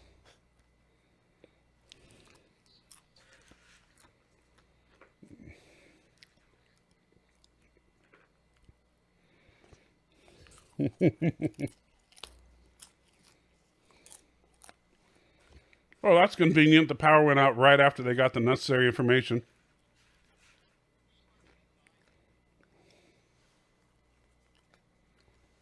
That statement seems about as reasonable as them saying that it's not a terrorist attack because it's happening in too many places. Like, what does the number of places have to do with whether or not it's actually an attack?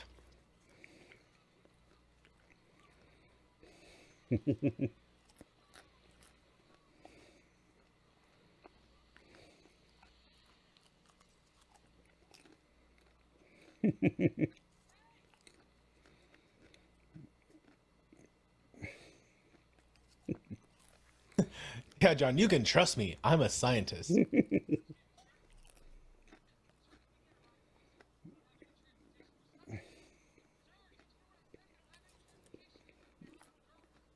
Sorry, I don't like showing my feelings. Goodbye.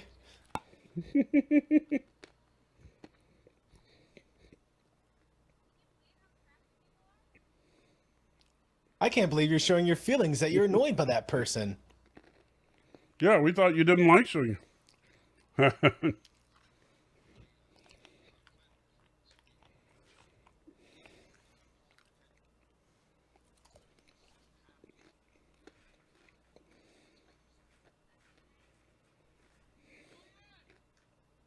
You know what this movie reminds me of? Hmm? That bird movie you watched with me. Oh yeah, this is just a big budget version. It really is. Like this guy here. We have room. We have two more. That's like if I got in front of a camera and acted. This is the quality you would get.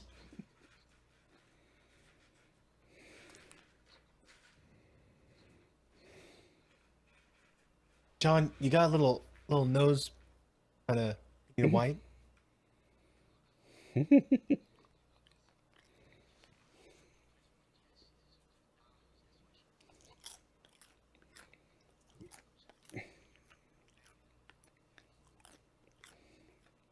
Somehow. I'm just gonna abandon my child with you. Is that okay?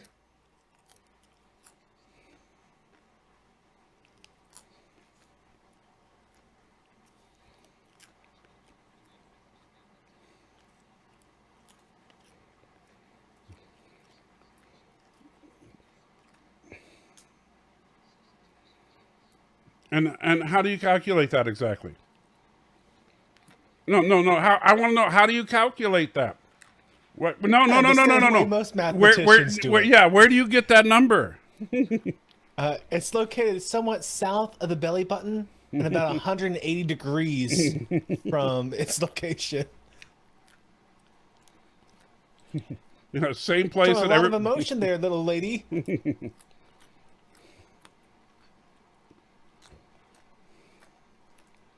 Sorry, I probably shouldn't be annoyed by that, but if you're going to establish one of the key traits of your main characters is she doesn't show emotions, then you bloody well better not show her being emotional all the time. You know what? They're the opposite of Captain Marvel.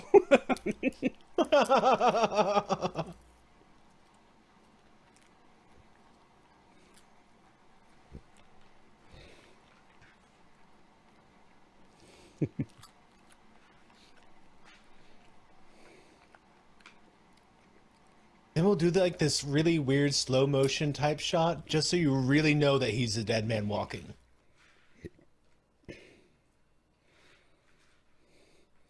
Okay. Here comes your favorite. Everybody, here it comes. Matthew, prepare to be dazzled by the power of hot dogs. Do you think that coal plant in the background has anything to do with what's going on? I think that's how you spell subtlety. You have two giant coal stacks in the background. I think that's a nuclear power plant. Oh, here you go.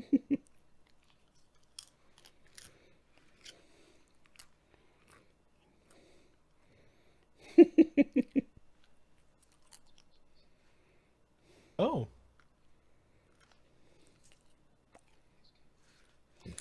That's a leap. That's a transition. The plants are killing us. You like hot dogs, don't you? Hot dogs.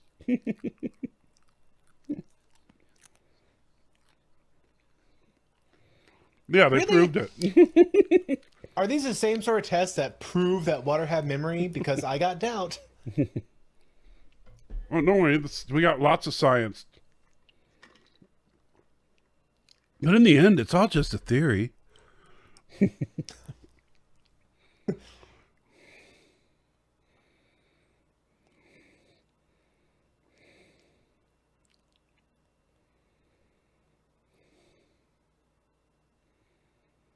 Now, wasn't the oh, okay, yeah, we're back with John. Never mind. I'm just being stupid.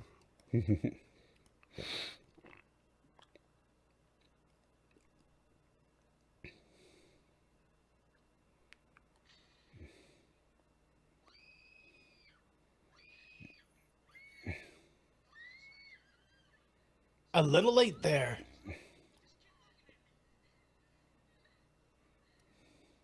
Also, I think she would have seen the hanging people like way before before we did. She should have been screaming a lot sooner. Okay. I'm ready.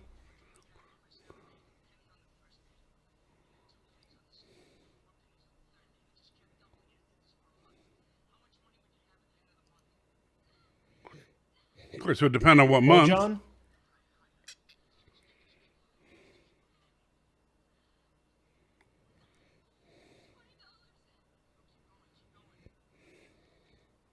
I mean, it'd be easier if we doubled each time, but he's just adding one each time.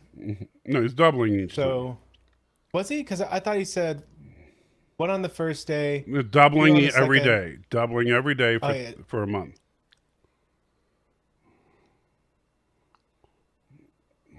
Yeah, because of that little hole. Everything else is fine, but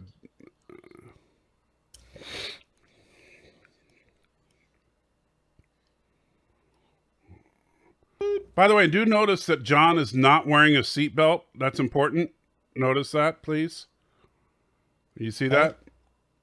Yep, not wearing a seatbelt. All right.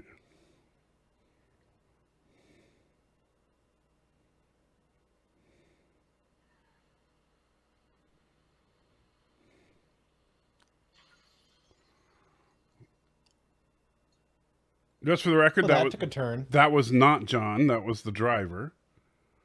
See, John is just fine. He just casually steps out of the vehicle, completely unharmed, after not wearing a seatbelt in that accident.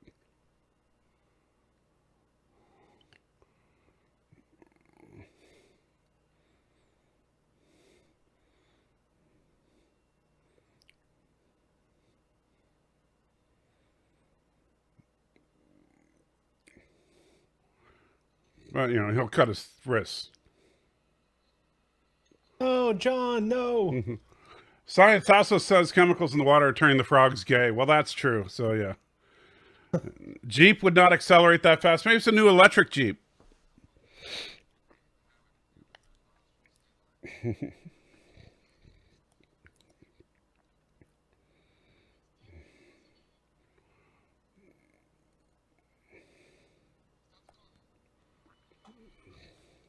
Not animals. Couldn't be animals. Animals are immune. More likely, hot dogs.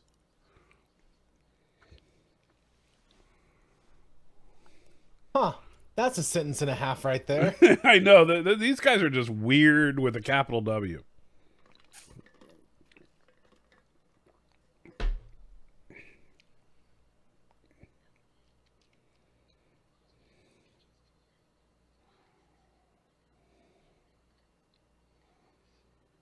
Please don't cause a panic. I know you don't like showing your emotions, but can't take this, Michael. What? She's busy not showing her emotions. Except she's totally trying not to have a panic attack.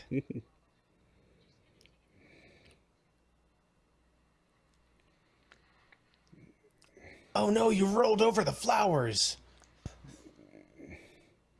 That's going to really piss them off.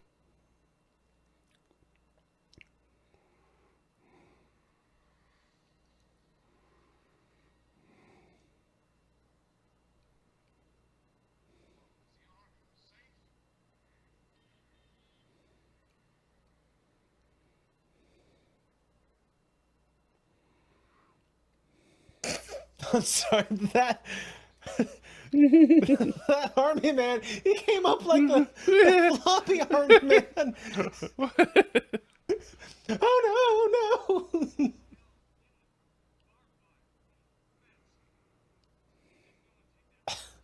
I didn't quite finish learning my lines. I've not been taught how to walk properly yet. Cheese and crackers.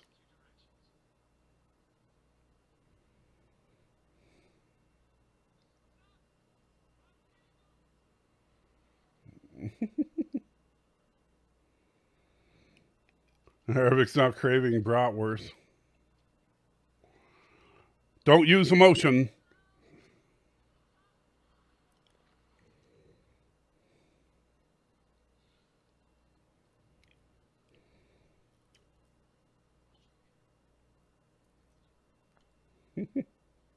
Red flag, red Yes, flag. that MP had too many hot dogs.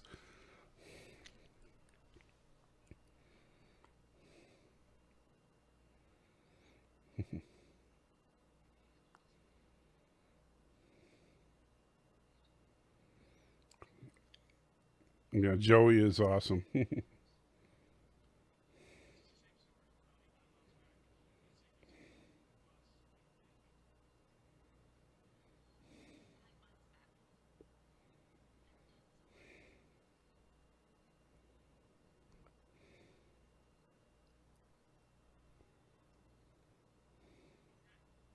me guess, you didn't sign up for this.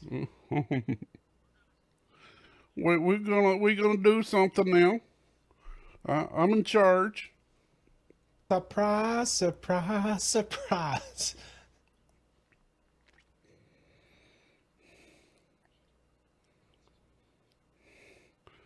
They're all out of hot dogs.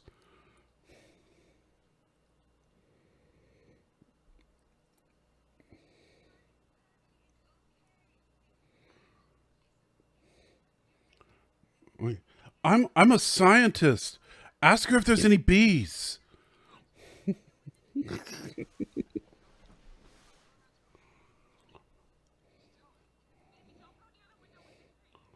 There's a random man here giving me advice. Do what he says.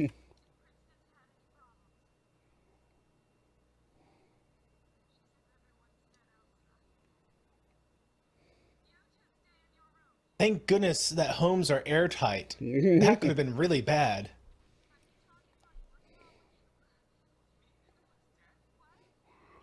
Shut up and let her talk to her daughter. Jeez. Are there bees?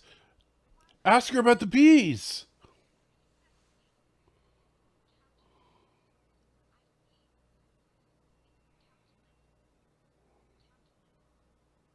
Seeing calculus.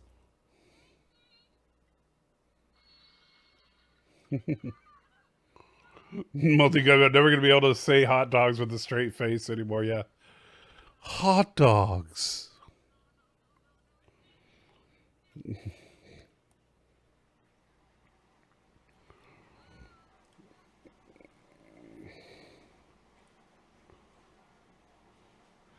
Oh, I wish I had emotions like all these other people.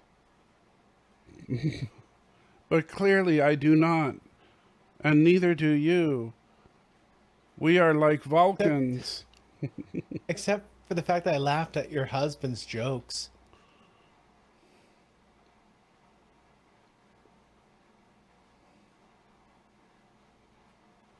Consistent writing techniques is for other directors.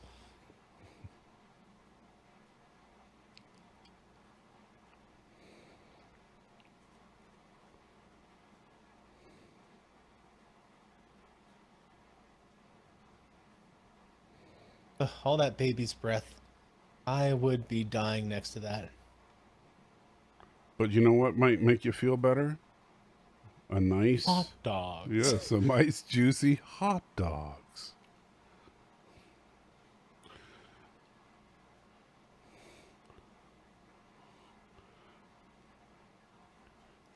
Oh, wow. She's showing emotion. I'm really glad we've seen her slowly break out of her shell over the course of this movie. Yes. This is such a great character development moment, I tell you what. Yes, we haven't seen anything quite like this. Yeah, they're crying because they're all out of hot dogs.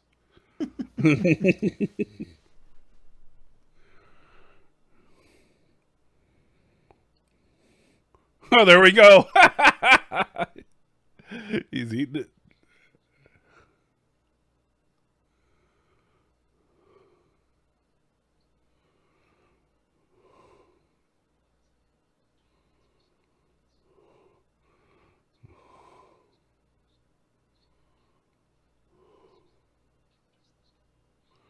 Yeah. Did Yeah, you? but it's not like they got that on his. No, they didn't get it at a spur of a moment. Yeah, they did. They just decided one day to do it.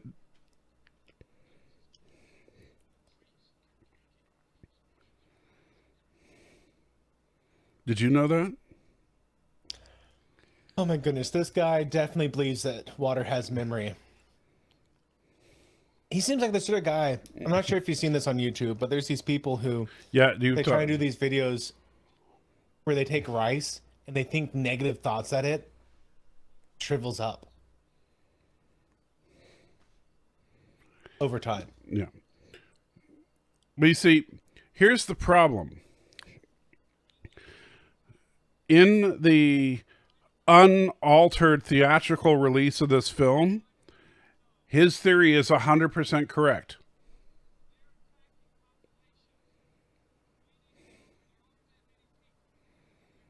But this is not that. This is the salty edition.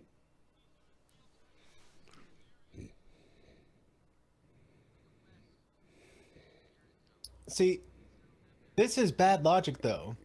You know, it's only attacking areas with people. Logic. Yeah, I know. But you don't know that. All you know is that where people are, that's where it happens. Interesting. We only get reports of it happening where people are. It's almost like if it was happening where no one was, no one would know. Right.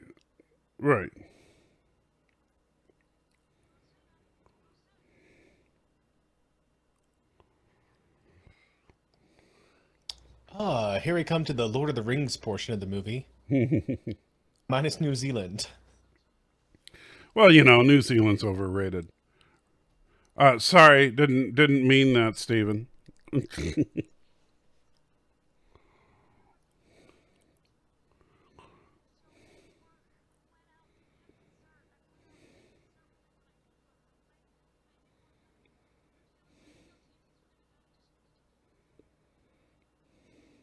She cheated on him.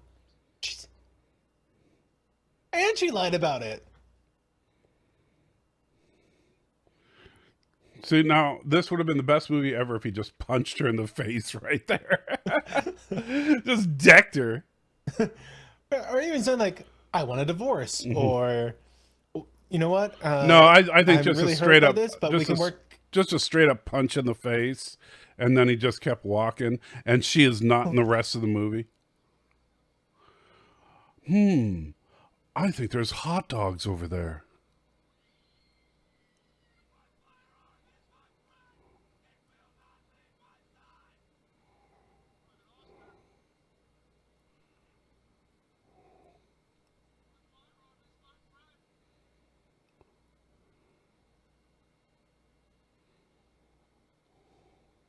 This is my rifle. This is my gun.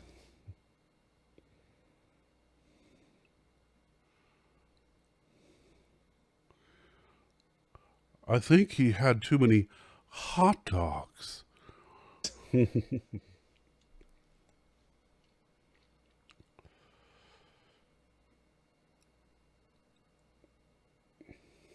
I could try to do something, but I don't know. You're like 6 feet away from me.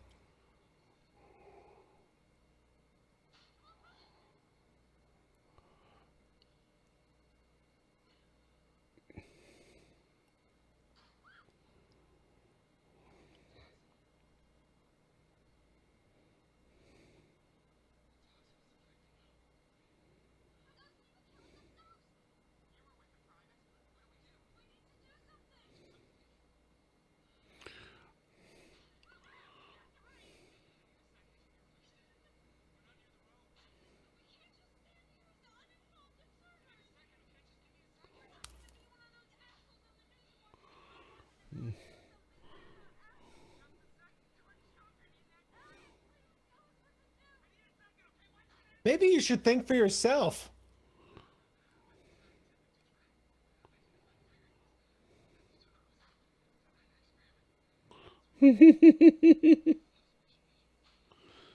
Like, any one of them could go do anything they wanted to at this point. Right.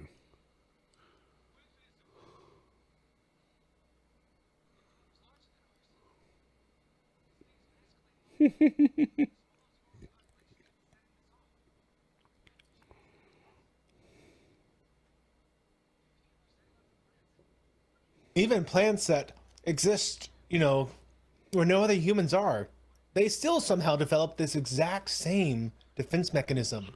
Because they're intelligent plants.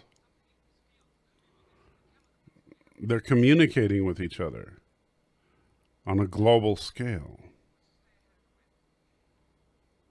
They ahead of the wind. Really? Well, because the plants are communicating through the wind. Yeah, but do you notice how everywhere around them it's kind of windy? Yeah. But now look, see, here comes the wind.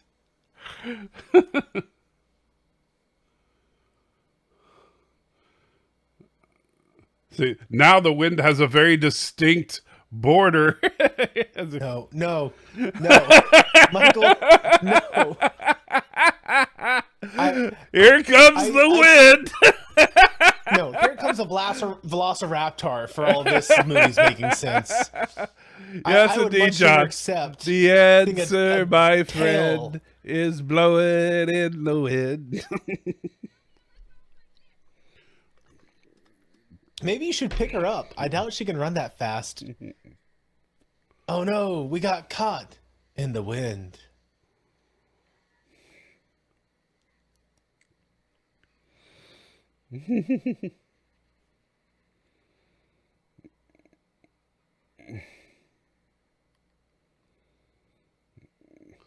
Yes, it's Treebeard's fault. The Ents are on the move.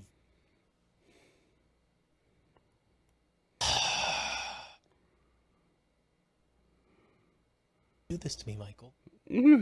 I thought we were friends. Yeah, they were running from the wind. While being in the wind. Yes. Can't run.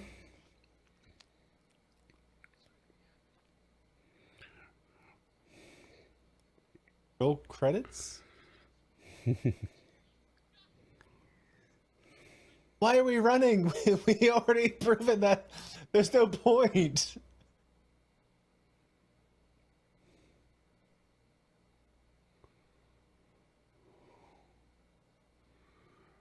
Oh, look, a random abandoned truck. Yeah, see, John's... That's exactly how wind works. I don't know what your problem is, Matthew. Oh. Too many to enumerate. Did you hear about the bees? Oh, I heard about the bees, all right. See, I knew I would have a special movie for you for our 1 year anniversary. Oh, can I go back to the fungicide one?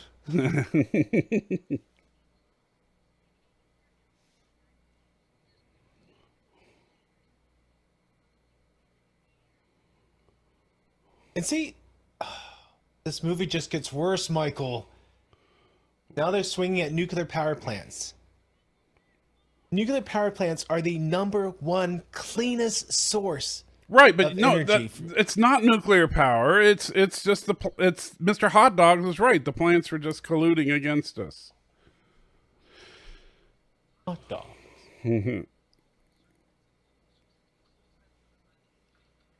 Squidward says, "You're a terrible person for inflicting this on us. I have never actually seen this whole movie before." Yeah, it's so ridiculously bad. And look, this map is as accurate to being a map as the science in this movie is as accurate to being to science. They could use some hot dogs right about now. Yes, they could.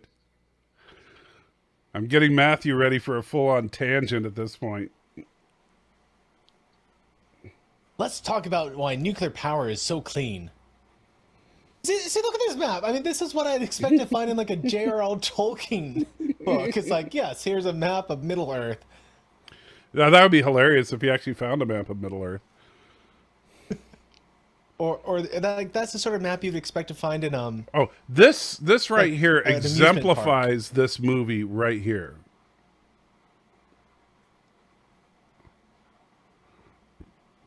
Wait for it.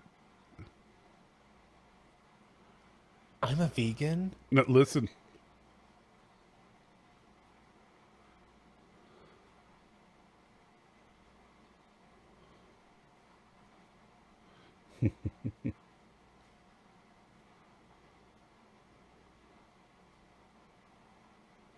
Fake plant.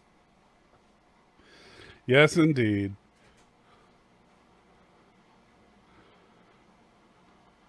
The perfect scene that pretty much sums up this movie.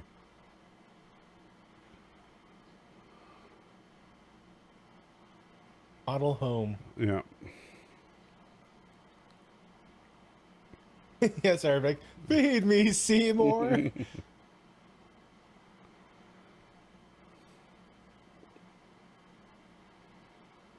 Oh, hey, Kronos. How you doing? Hey, Kronos.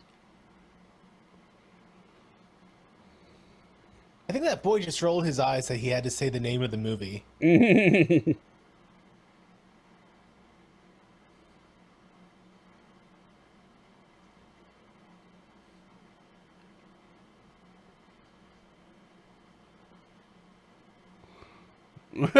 Start disappearing. Shut your pie hole. And people get so worked about this, they all link back to the same study that was done in Hawaii. And all that was happening is that there was a specific bee that was intentionally being removed because it was an invasive species.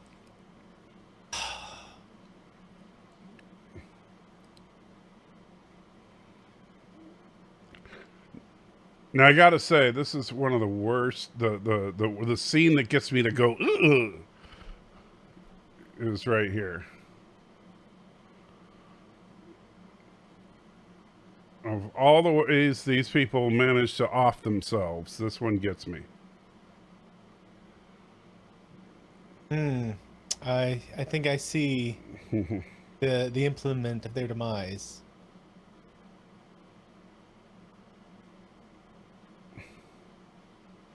So what's the magic number here?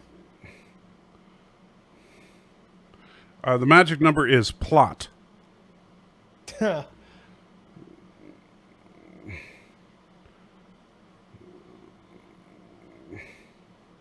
Oh.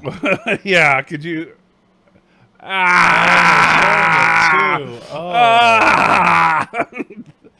I love that sign. You deserve this. Nice. Very subtle. Yeah. Very, very subtle.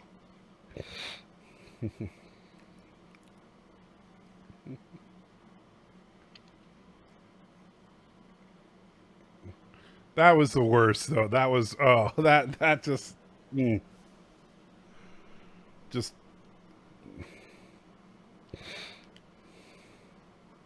Oh, he's blue.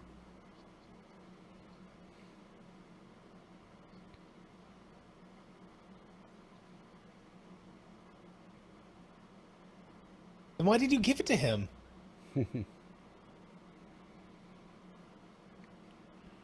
Hey, look, somebody's old food. Should we eat it?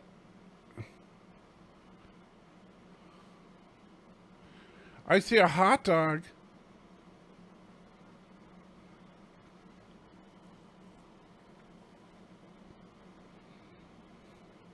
Oh, it's just such a Northeast thing. Those dang nuclear power plants and humans.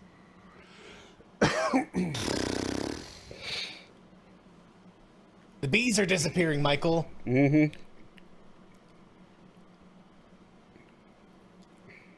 Did they just teleport? Yes, they did.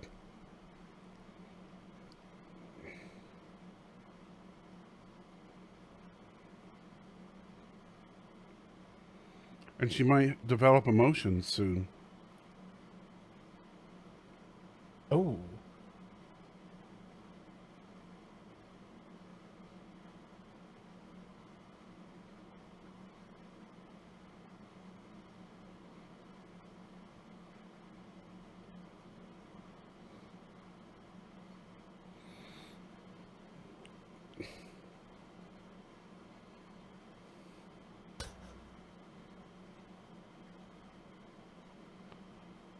You know, the funny thing is, whether he was joking or not, you wouldn't be able to tell the difference from his delivery.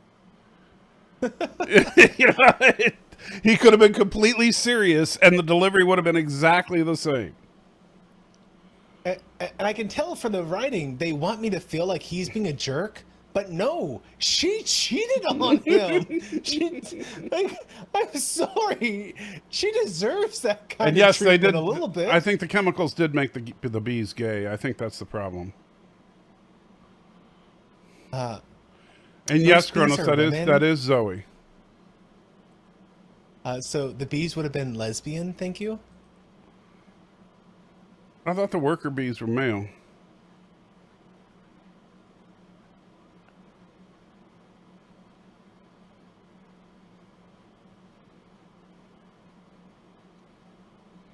Then what makes you think there's food inside?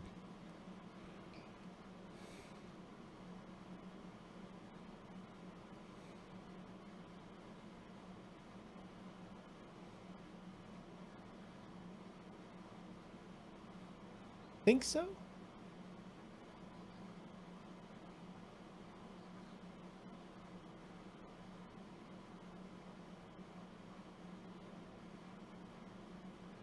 No, not all bees are female, but the overwhelming majority of them are. There's only a few males that stay inside the hive all the time. I did not know that. Yeah, the only thing they do is they exist to breed with the queen.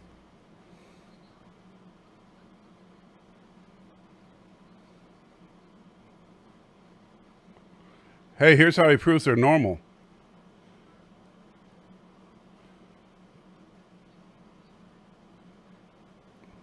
That's That's how you prove they're normal.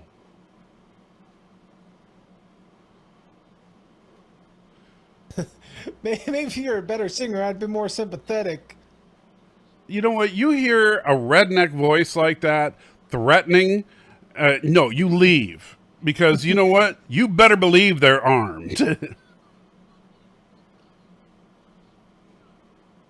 I feel like that's how most people would try to bust out a door. They'd be like, "Oh, I see how this works in movies," and they kick the door and just like bounce back a little bit.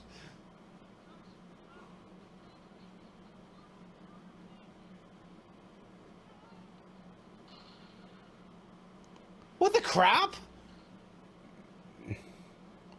Well, they had to reduce the cast somehow.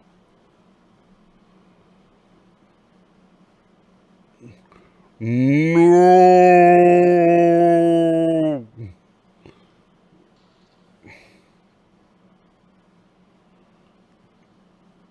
They had to get it down to That guy just committed. killed 2 kids. Yep.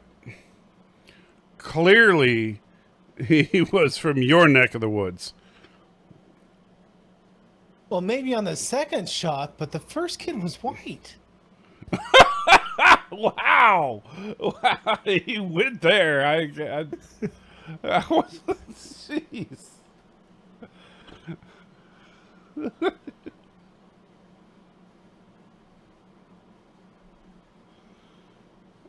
Hurry But before I show seriously. some emotion.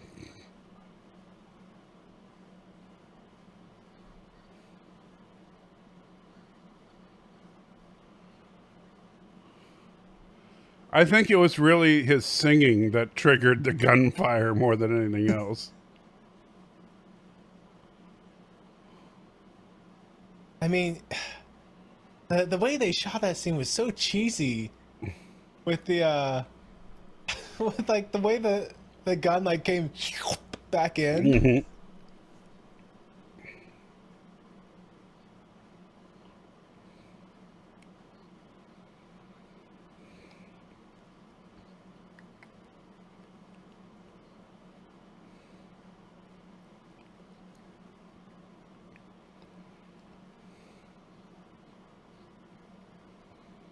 Typically, like when has this happened before?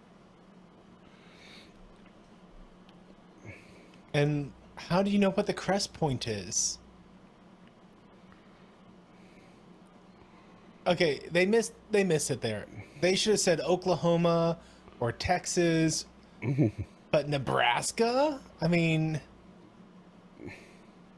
Nebraska, and you got these white boys with all the ammo? No. Arkansas? You could have done Arkansas.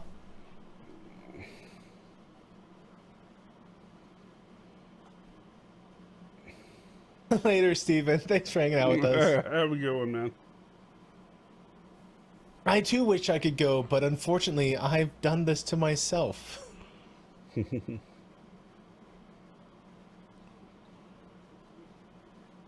How do you know? How? No, you don't know. There's no power. You know the lights are out.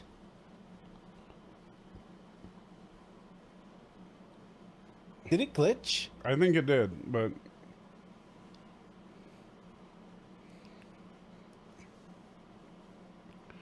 so Yeah, I wouldn't put it past it to have just been a like a really crappy edit at this point. I would fully believe that he left and then left a second time. and welcome back, Thomas.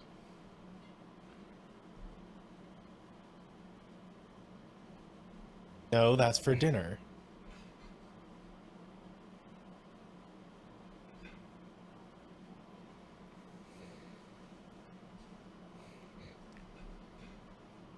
Or you look at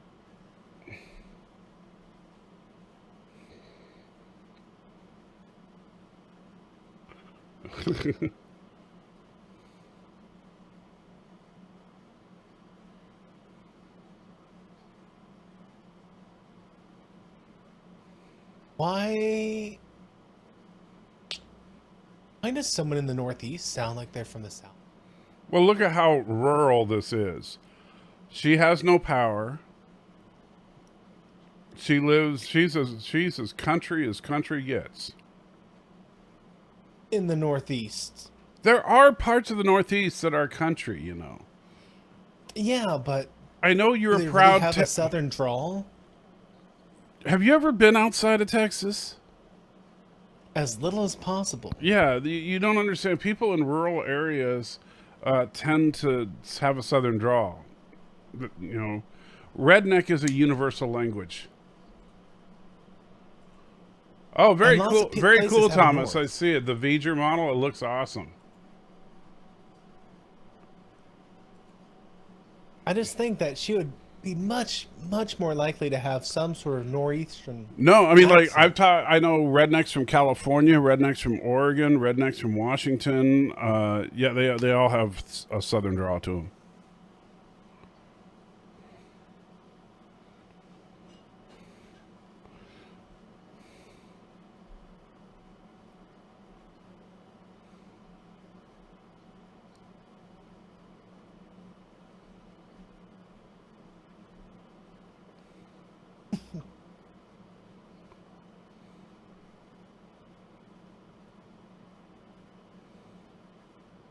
She's chasing a guy named Joey. It's not me. She's a hussy.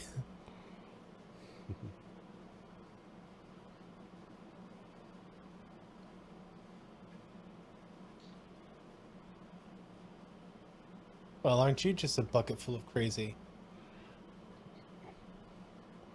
What, you mean you don't do that? Aren't you in Texas?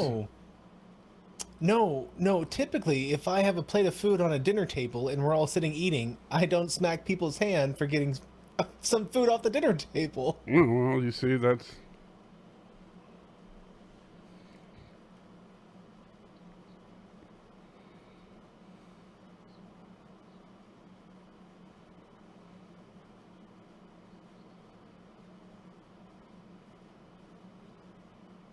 I think the real issue here is that the little girl is Mexican, and this is just a racist white lady.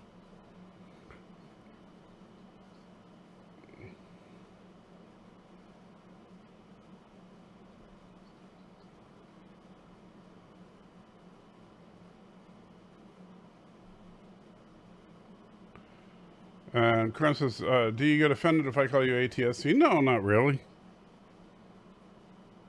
I know half the people I talk to still call me anti-trekker. Doesn't bother me. She's definitely going to go Kathy Bates on him. Oh man, you don't even remember? No, she doesn't quite go Kathy Bates, but she has her weirdness here in a minute. I'm certainly getting that vibe. I mean, she's pretending like she does, or maybe she legit doesn't know what's going on, and No, still she lets them legit just doesn't come know. into her home. She has no Like, remember. she just lets them come in. Yeah, she has no idea about what's going on because remember, she has no contact with the outside world whatsoever. So she has no way of knowing.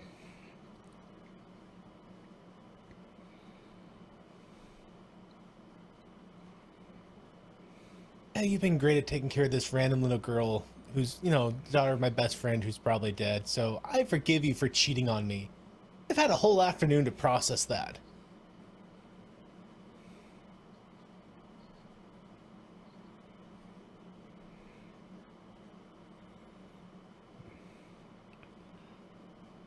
By the way, did you see if she had a son named Norman? Just wondering. These doors locked from the inside by any chance?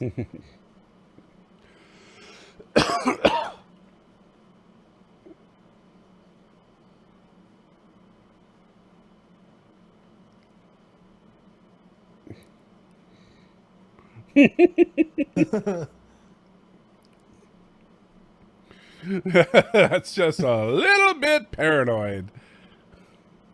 Yes, Thomas, you've definitely been around me too long. Clearly, without Jeff's balancing influence, things are going downhill. We need Jeff back. She wants a hot dog. So, what happened to that guy? Did he end up dying? Oh yeah, he's dead. Separated. Yeah, he's dead. Okay. He was part of the other group. He's gone. Because he was somewhat separated from the private. Yeah, but he's gone. Everybody that you've known in the movie except for these three are dead.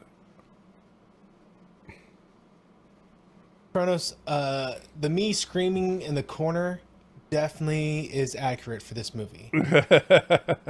Yeah. And yes, you missed the hot dog. Sorry, Thomas. You absolutely missed the hot dog. Mr. Hot Dog is come and gone.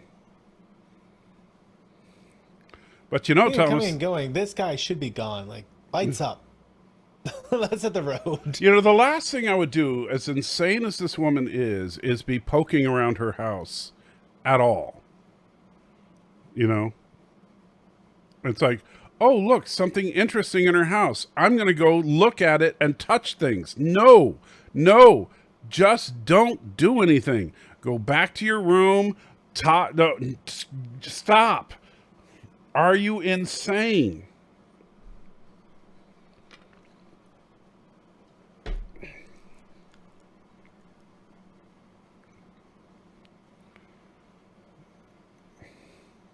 Well, that's not a creepy doll or anything. Like, I could definitely see that being...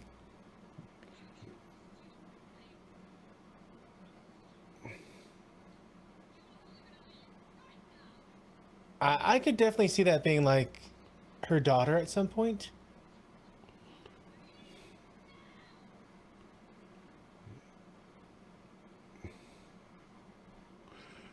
Just leave. Seriously. Leave. I certainly would. Thank you for your assistance. Yeah, Kronos, this is not science. This is the happening.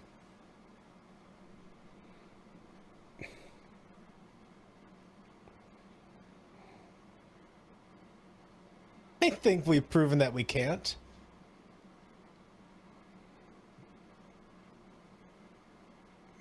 Oh no, she's walking backwards. That's the thing.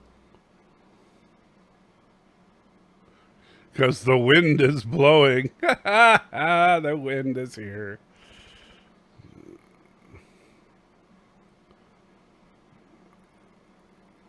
But she's by herself. And here comes the wind. Now, if the wind starts knocking on the door, this would be the best movie ever if the wind starts pounding on the door trying to get in. So, they just proved that it doesn't matter about the group size. Or else she wouldn't have died. Or wouldn't be going crazy right now. Right. Well, she was already she was crazy to start out. Yeah. Crazier. I wonder if that guy worked at Costco because of their hot dogs.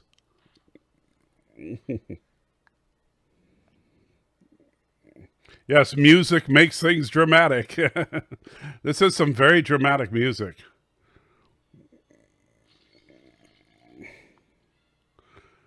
Oh no, now the wind can get in.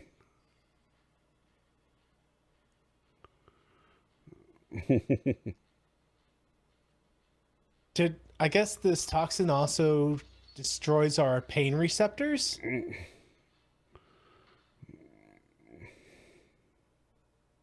Oh, it's a good thing he closed that door.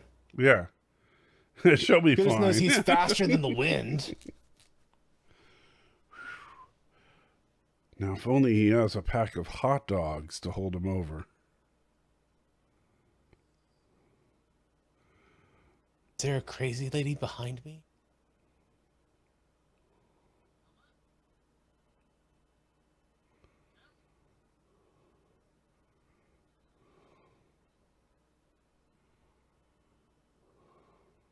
Yeah, Thomas, wind is always bad. Definitely want to be in private whenever the wind's around.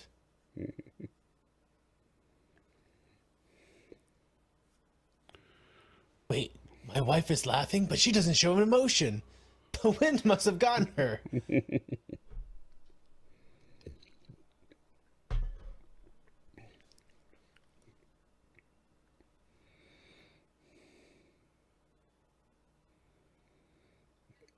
Remember, she talked about the speaking tube. Or were you not paying attention? I definitely wasn't paying attention. Yeah.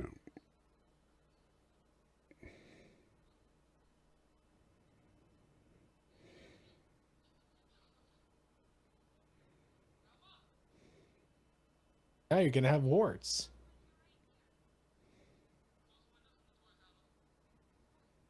What do you think?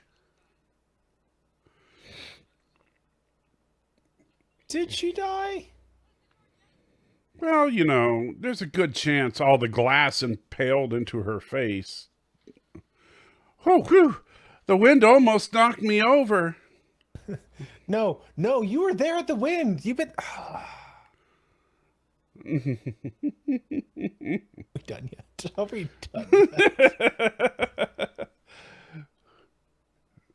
Good thing you punched the wind in the face.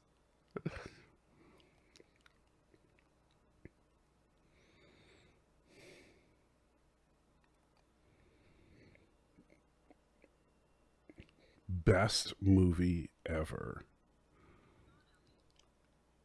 Science. That's what's going on. Bees went missing. I don't know. They'll come up with some explanation, but it'll just be a theory. It's probably because of the bees.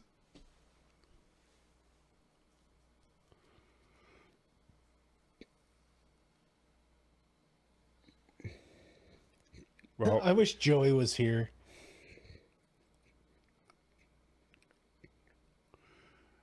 hey, my mood ring's orange. That means that I'm supposed to want to, have sex with you or something. So,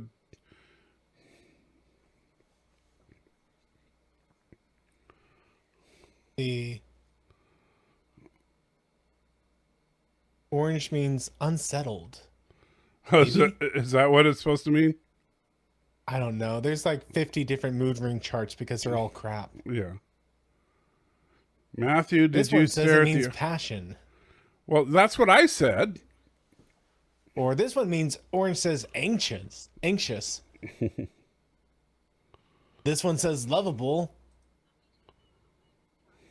This one says mahal, which I'm pretty sure means lovable, but who cares?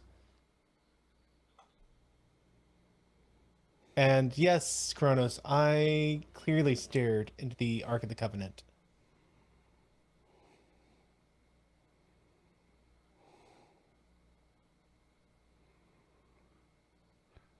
It was the bees. The bees brought us love. That's just the scientific truth.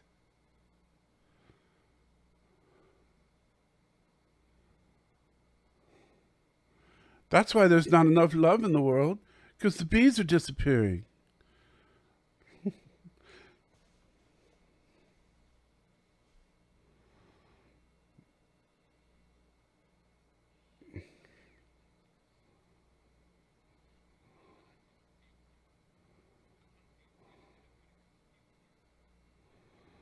Wow, you're an idiot.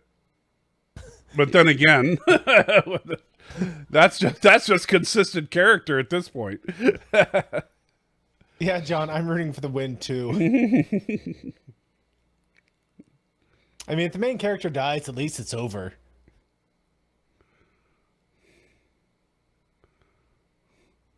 Now, you notice, like, look at the way he's dressed, his haircut, the way that he walks. He even kind of looks like the main character from Birdemic. Oh yeah, the one who had the staff up his bum. Yeah. And ironically, his name was Rod. Although, here's an interesting fact. Now, in Birdemic, while it did, Rod was like, "Oh, I drive my Mustang hybrid that gets 100 miles per gallon," which, of course, there was no such thing. But now, Yeah. Ford makes an electric Mustang. Oh. Don't worry, I brought the girl with me. We can all die together. Yay! Death is fun. Death is fun when no bees are here.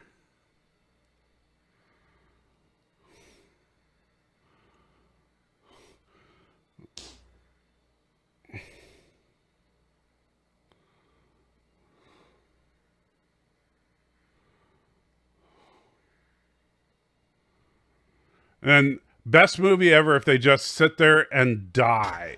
That's the end of the movie. Like the wind wins. And sorry, yes, it is a Mustang. Get over it. And no, I did not add the wind noise. Oh, and now hey, in case you're curious, here's the time, location. What? Yeah, because that's important.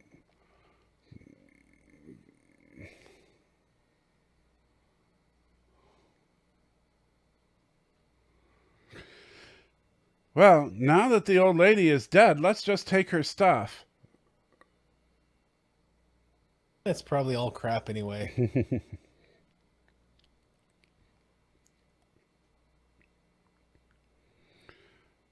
We could sit in the chairs, but it's much better to just sit on the stone floor.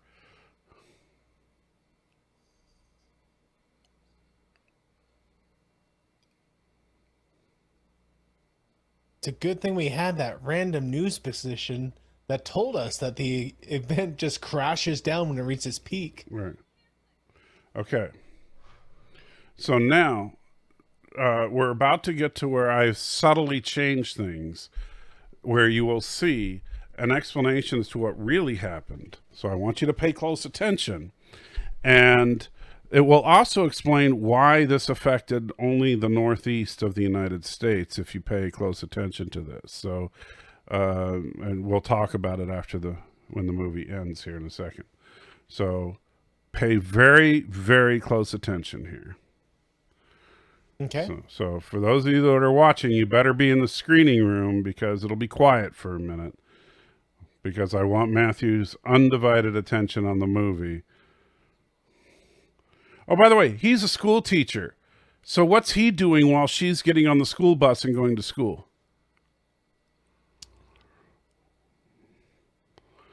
Good question. Just wondering. I mean, they fired me for being stupid.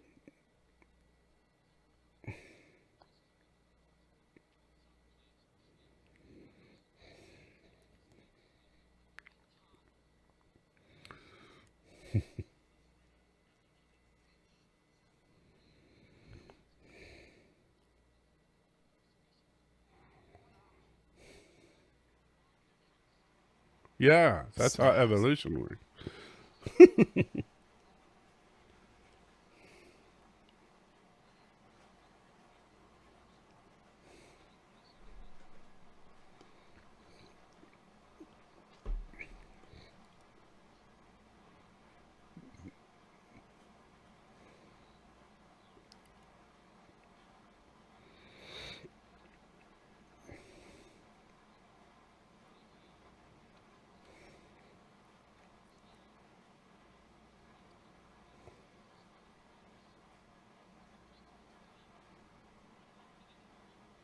I'll argue it.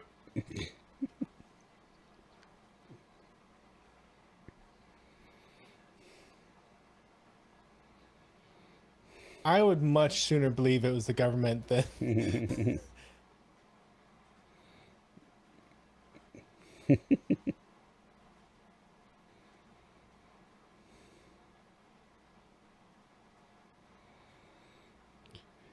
I am sitting because waiting for Joey to call me. I really could use some tiramisu.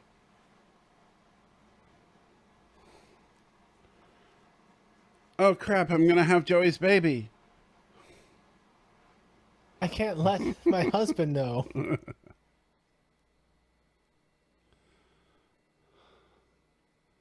That's my fake smile. I can practice. Well, I am practicing walking.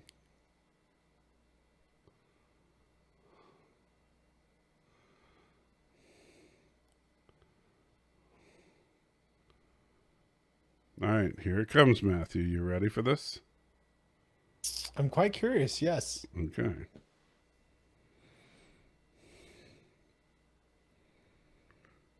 Try not to get distracted and pay attention to the whole thing. Try not to go on a rant about how everything's a threat to the planet and everything is invasive. Yes. Okay. I'm assuming that's how it ended in. No. actuality? This is all. I didn't change any of the Still footage. goes. Yes. Still goes. All this footage is from the original thanks.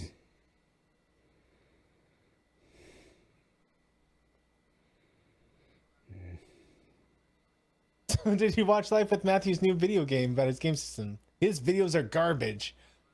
Shh. True, but I'm hoping he will eventually start working on Nomad.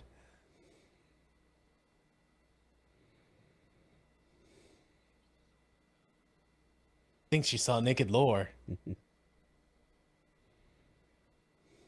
I think Matthew is smart. Poor man.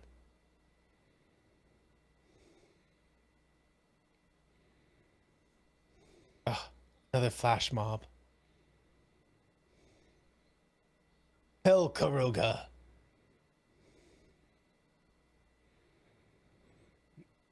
The Happening 2. This time, the lightning is pissed. It was, in fact, a Kurogan biological attack, which is why it happened in the Northeast. Because where's Kuroga? That's right, the Northeast. There you go. This movie was horrible, Michael. Yes. By the way, yeah, but that footage, by the way, I didn't, that footage at the end with the Parisians, I didn't add that. The only thing I did was add the subtitles. There were no subtitles in the original.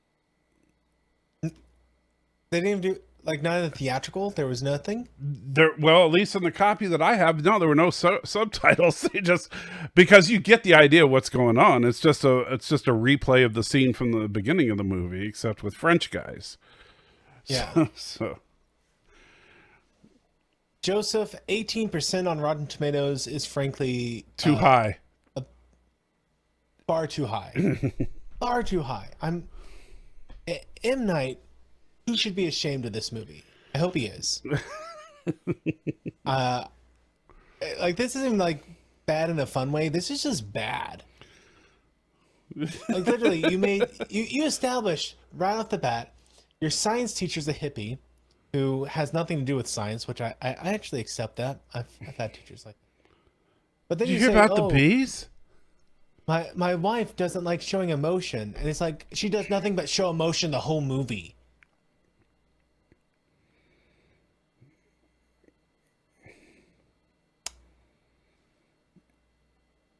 And then the whole trees can no just everything no M. Night, you screwed up.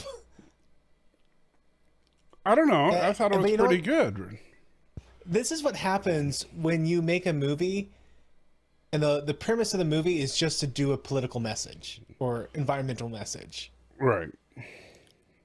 If And you had set up a movie, like I said, there was no twist, right? There was no revelation. It's just like Mr. Hot Dog was like, yeah, I think it's the plants. And he was just right. I mean, like, if he was just a kook and it was something like what I just did at the end, as silly as that was. If they had done something where at the end we find out, like you see some, Man in Black type of thing with a bio weapon, and we see that that's what was the ultimate cause or something, you know. Yeah, or just not have them put the pieces together instead of it be like, oh, it's nature. Have them talk it up about, oh, it's the government. Some biological weapon came out, something that, pretty relevant today, but would have been pretty psychic on his part back then. But it was. But then just to turn around and be like, oh, it wasn't that. It was actually nature. Dun dun dun. Right. But yeah, it was just, I mean, that movie was, and on top of that, to have Mark Wahlberg's laughably bad performance. I mean, what? No. I mean, what was M. Night thinking when he was directing it? You know what? Try it again, Mr. Wahlberg, but try to sound more like you're a robot. Oh gosh, hold on, I'll be right back. I got you, Loja. All right. What a twit. Squidward says, Mr. Salty, you just shown us the most insanely idiotic thing I've ever heard. At no point in that rambling, incoherent movie was even close to anything that could be considered rational thought. Everyone in this room is now dumber for having listened to it. I award you no points, so may God have mercy on your soul. There was nothing about that movie that was good. And I disagree, Malfi. See, I think Signs, Signs had its problems, but I don't think that Signs was nearly this bad. Like, this movie was just bad. And so that's the real problem here. It's like, this movie was just bad. It was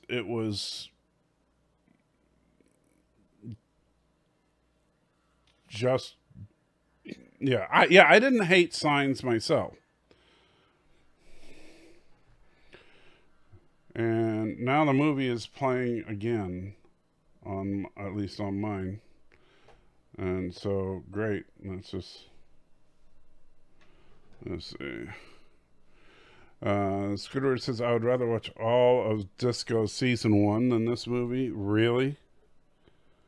You would rather watch Discovery Season 1 than this movie? You are insane, sir.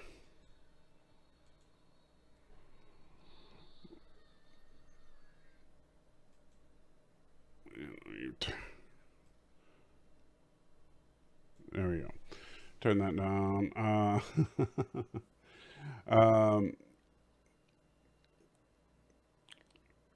Let's watch SpongeBob Halloween episodes. I don't have SpongeBob Halloween episodes. I can't stop it from playing again. If you want to watch it again, you can. I'm sure Matthew will stop it when he gets back from his Geloja experience there. Anyway, so yeah, I think that movie exemplifies what Mystery Movie Night with Matthew is all about. Would you rather watch all of Disco Season 1 and Picard back to back? Wow. I don't think no human being would want to do that. Honestly, I love the current Star Trek shows the same way I love the past ones, and I respect the opinions of those who are against the current Star Trek shows. Okay. Well, Donnie, agree to disagree with you on that. All right. Arabic says Star Trek 5 was bad, but not that bad. Well, yeah, and John DeMarco says Star Trek 5 is a masterpiece compared to this. Well, yeah, I don't know if I would say a masterpiece, but it's definitely it's funny because in some ways the happening, like, well, no, I'm trying to, Shyamalan, I just don't know what he was thinking. I don't know. I've heard people say that he was like intentionally trying to make like a B movie, like he was trying to make something that felt like a B movie. But even if that was the case, um, it's just this was so bad on so many levels. Honestly, it struck me as a movie of someone who said, "Oh, I spent 5 minutes researching a subject, and now I'm going to write a movie about it." But not even 5 minutes because like some of the stuff made so little sense. Like Mr. Hot Dogs, right? Who was the our expert on all things botanical, right? Because and he's the one that actually gave us the exposition for what was actually happening. And he said, when he was like, "Oh, well, studies have shown that," and he just says these outlandish things that are just patently false. Mm-hmm. I'm sorry, there's no study that shows trees can talk to bushes. And Yeah. The most you see is that sometimes there are certain bushes which are beneficial to live under certain trees. right, Which that's just nature. right. God designed nature to work. But but it doesn't say like, oh, hey, the trees are like telling the bushes, do me a favor and attract this type of bird so that it'll scare away these beetles that are gonna mess up my bark or whatever. The the way that this guy talks about it, it's like and it's like, oh, and I just these plants just rapidly evolve these traits. Like, oh crap, I better evolve a trait to adapt to. I mean, this is Voyager evolution. Yeah. This is Star Trek Voyager evolution. Like that's what The Happening really is. The Happening is a movie based on what if evolution worked the way that Voyager thinks it does. Things happen, quantum caused some problem, and then it just went away. There was a quantum flux anomaly that caused a spontaneous, I don't know. Trees can talk to each other. The elves taught them. Yes, that's true. And Thomas says, my God, all you do is hate Voyager. Well, no, that's not all I do. I also spend quite a bit of time hating the first 2 seasons of Star Trek The Next Generation. Not to mention Star Trek First Contact, Star Trek Discovery, occasionally Star Trek Picard.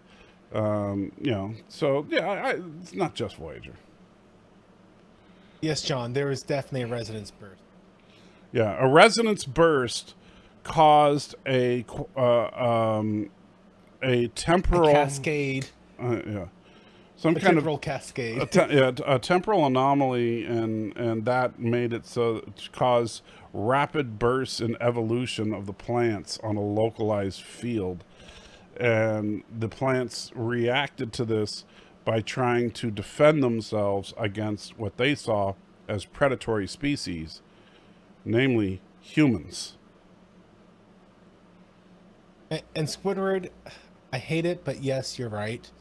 There are people who believe this. There are people who think that bees are going extinct, despite data saying no.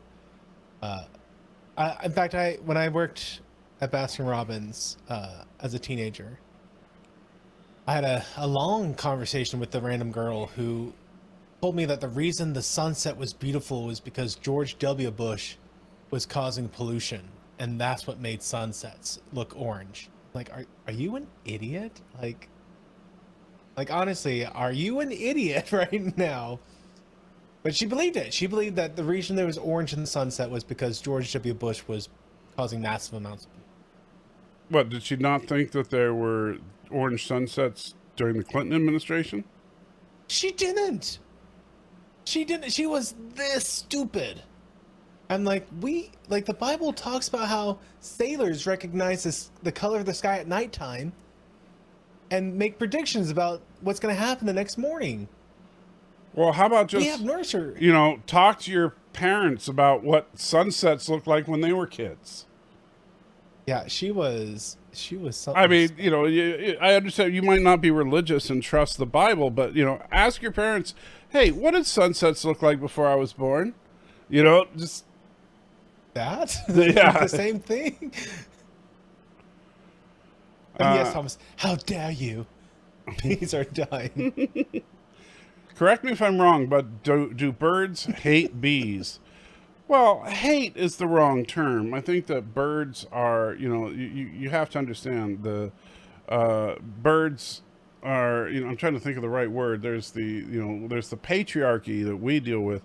In the animal kingdom, there's a similar thing. The birds are supremacists, and the bees need to be represented properly. And so there is a problem there for sure.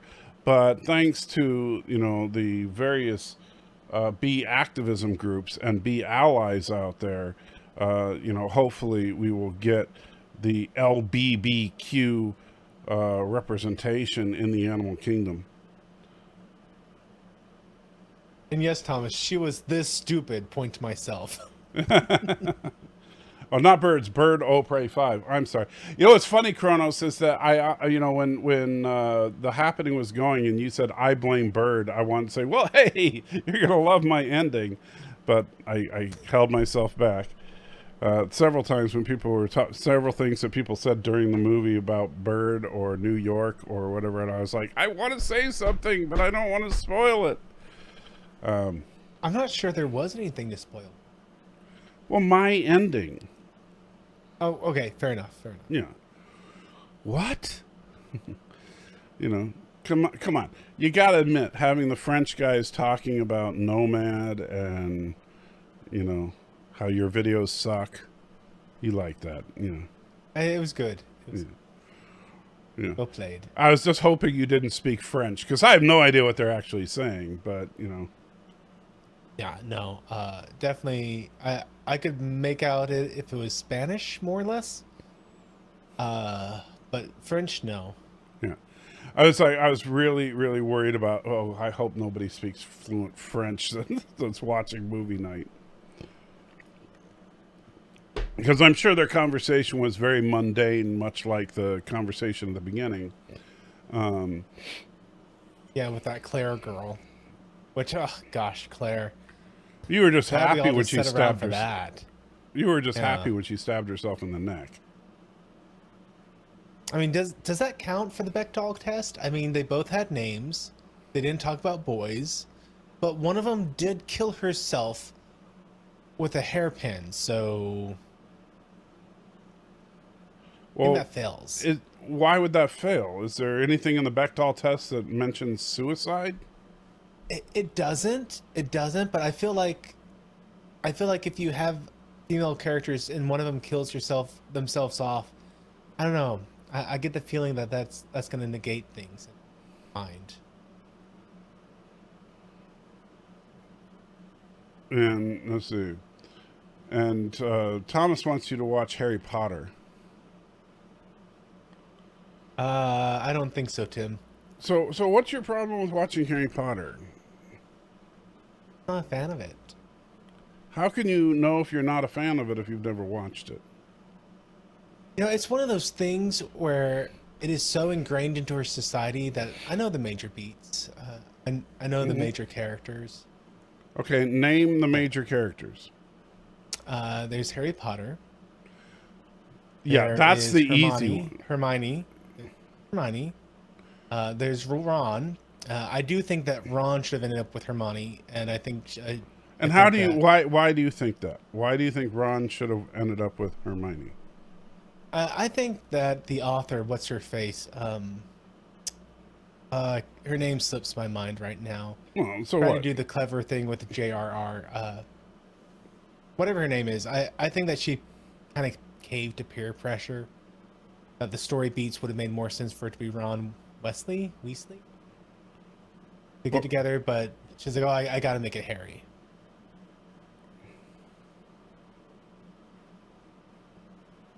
And then I forget who.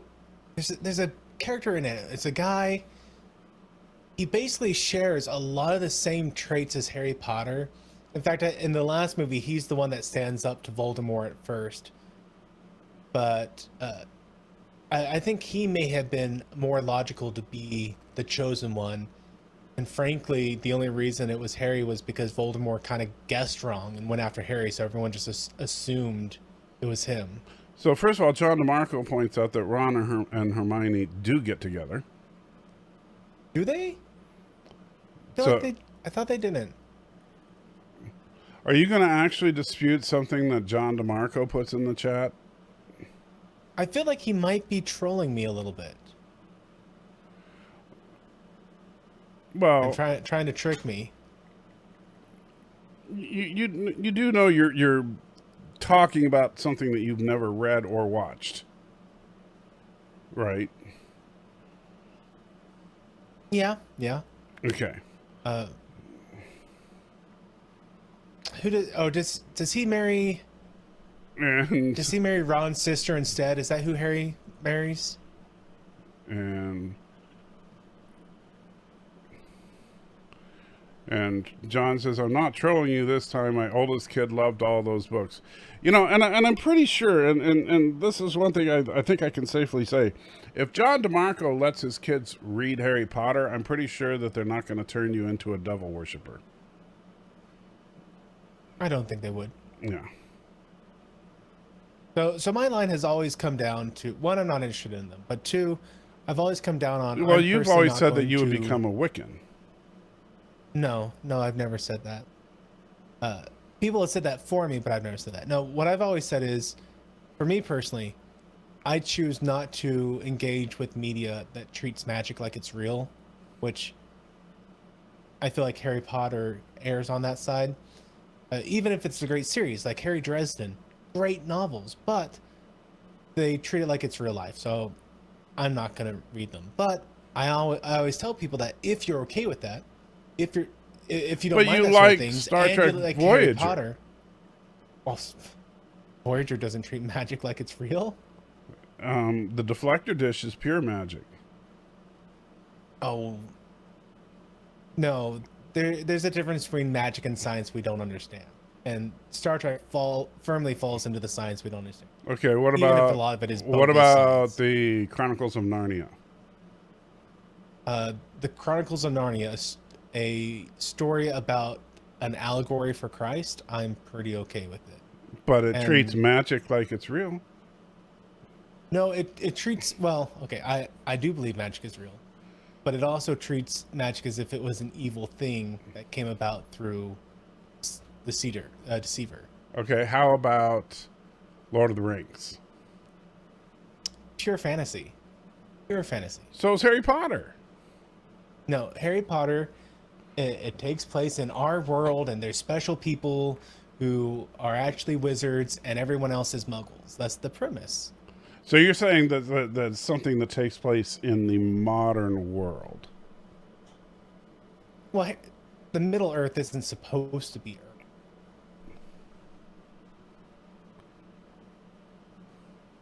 Unlike Matthew, But like my I kid said, never had that's trouble why- differentiating Harry Potter from reality. Yeah, I think Matthew just has trouble separating, fiction from reality. That seems to be your big problem. Clearly, that must be it. It makes sense.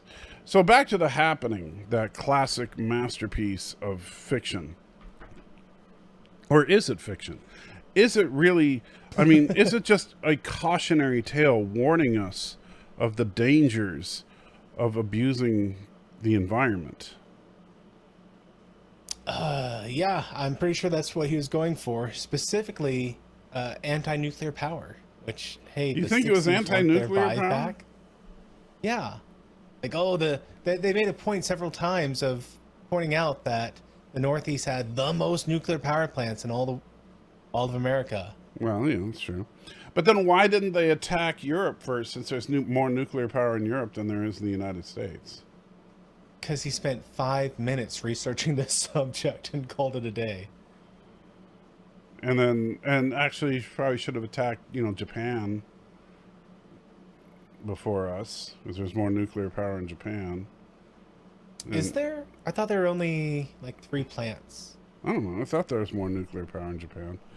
How many active nuclear power plants are there even in the United States these days? Oh gosh, I don't know. I know we got one here in Texas, at least one.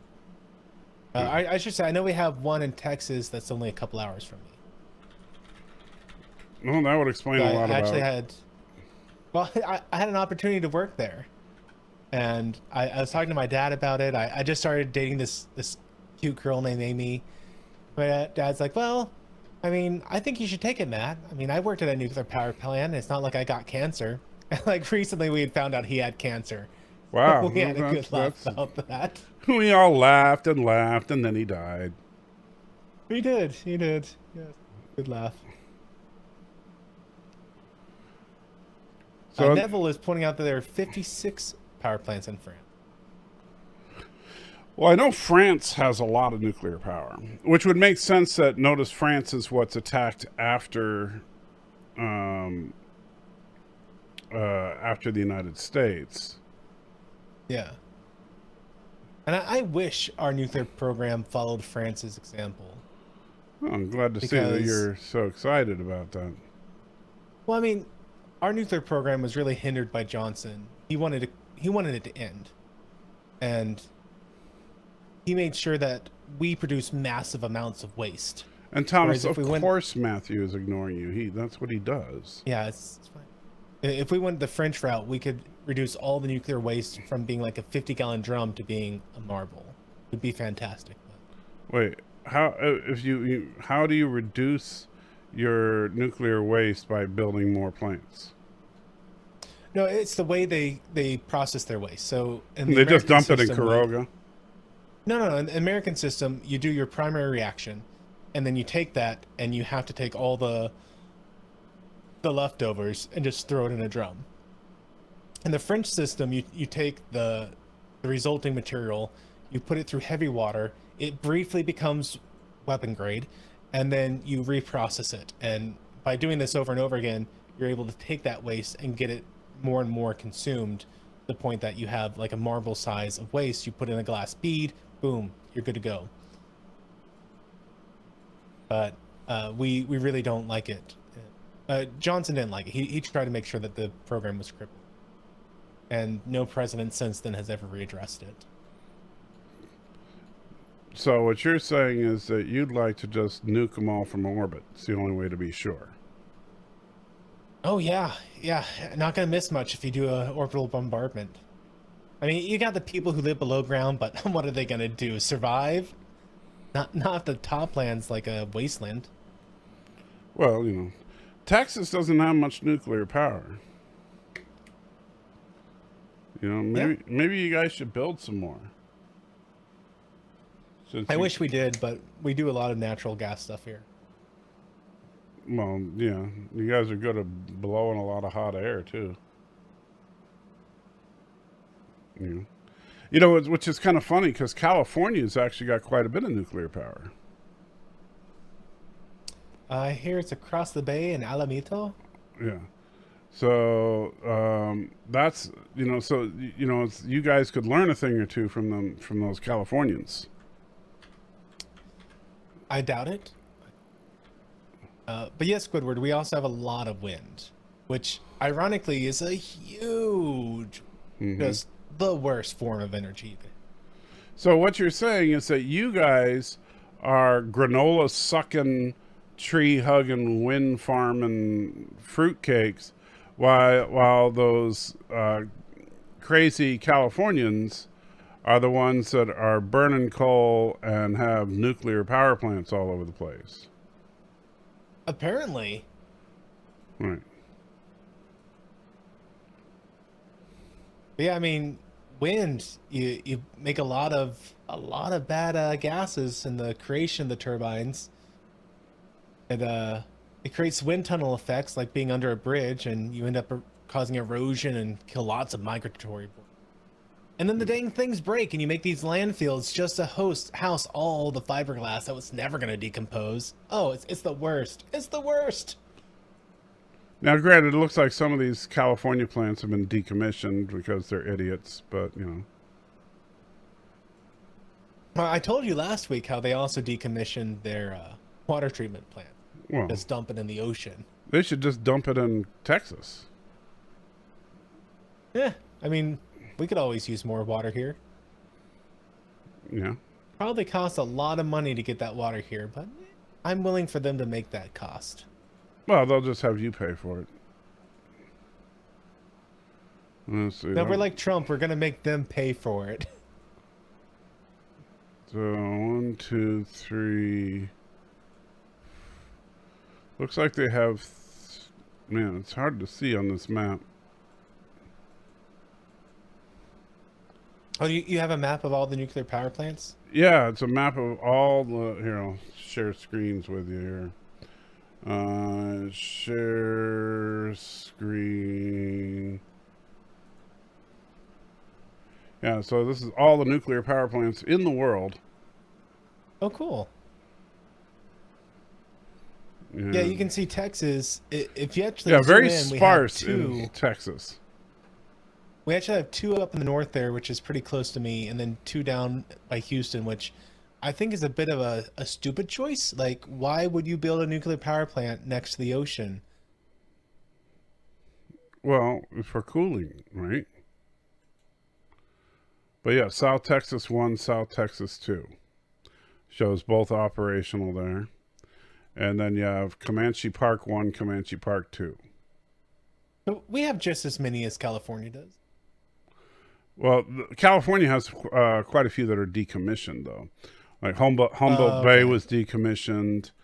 Then you have, let's see, Rancho Seco was decommissioned. Whatever that other one was decommissioned. Let's see. Go on. I mean, it's hard to click on some of these. Peace Action West is operational, as is Peace Action of San Mateo County. So there's 2 that are actually active.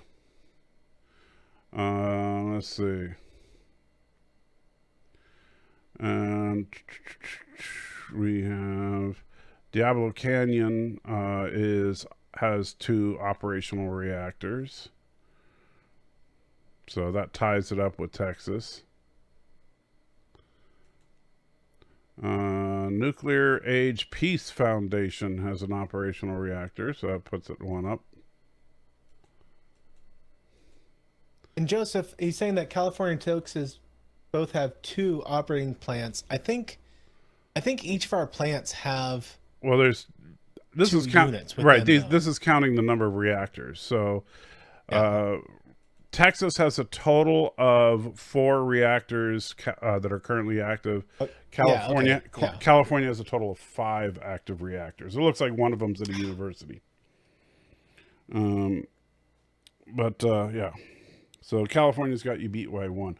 California, though, has a ton of decommissioned ones, which is just kind of funny. Yeah, I'm a huge fan of nuclear power. You're a huge fan of nuclear annihilation? Nuclear power.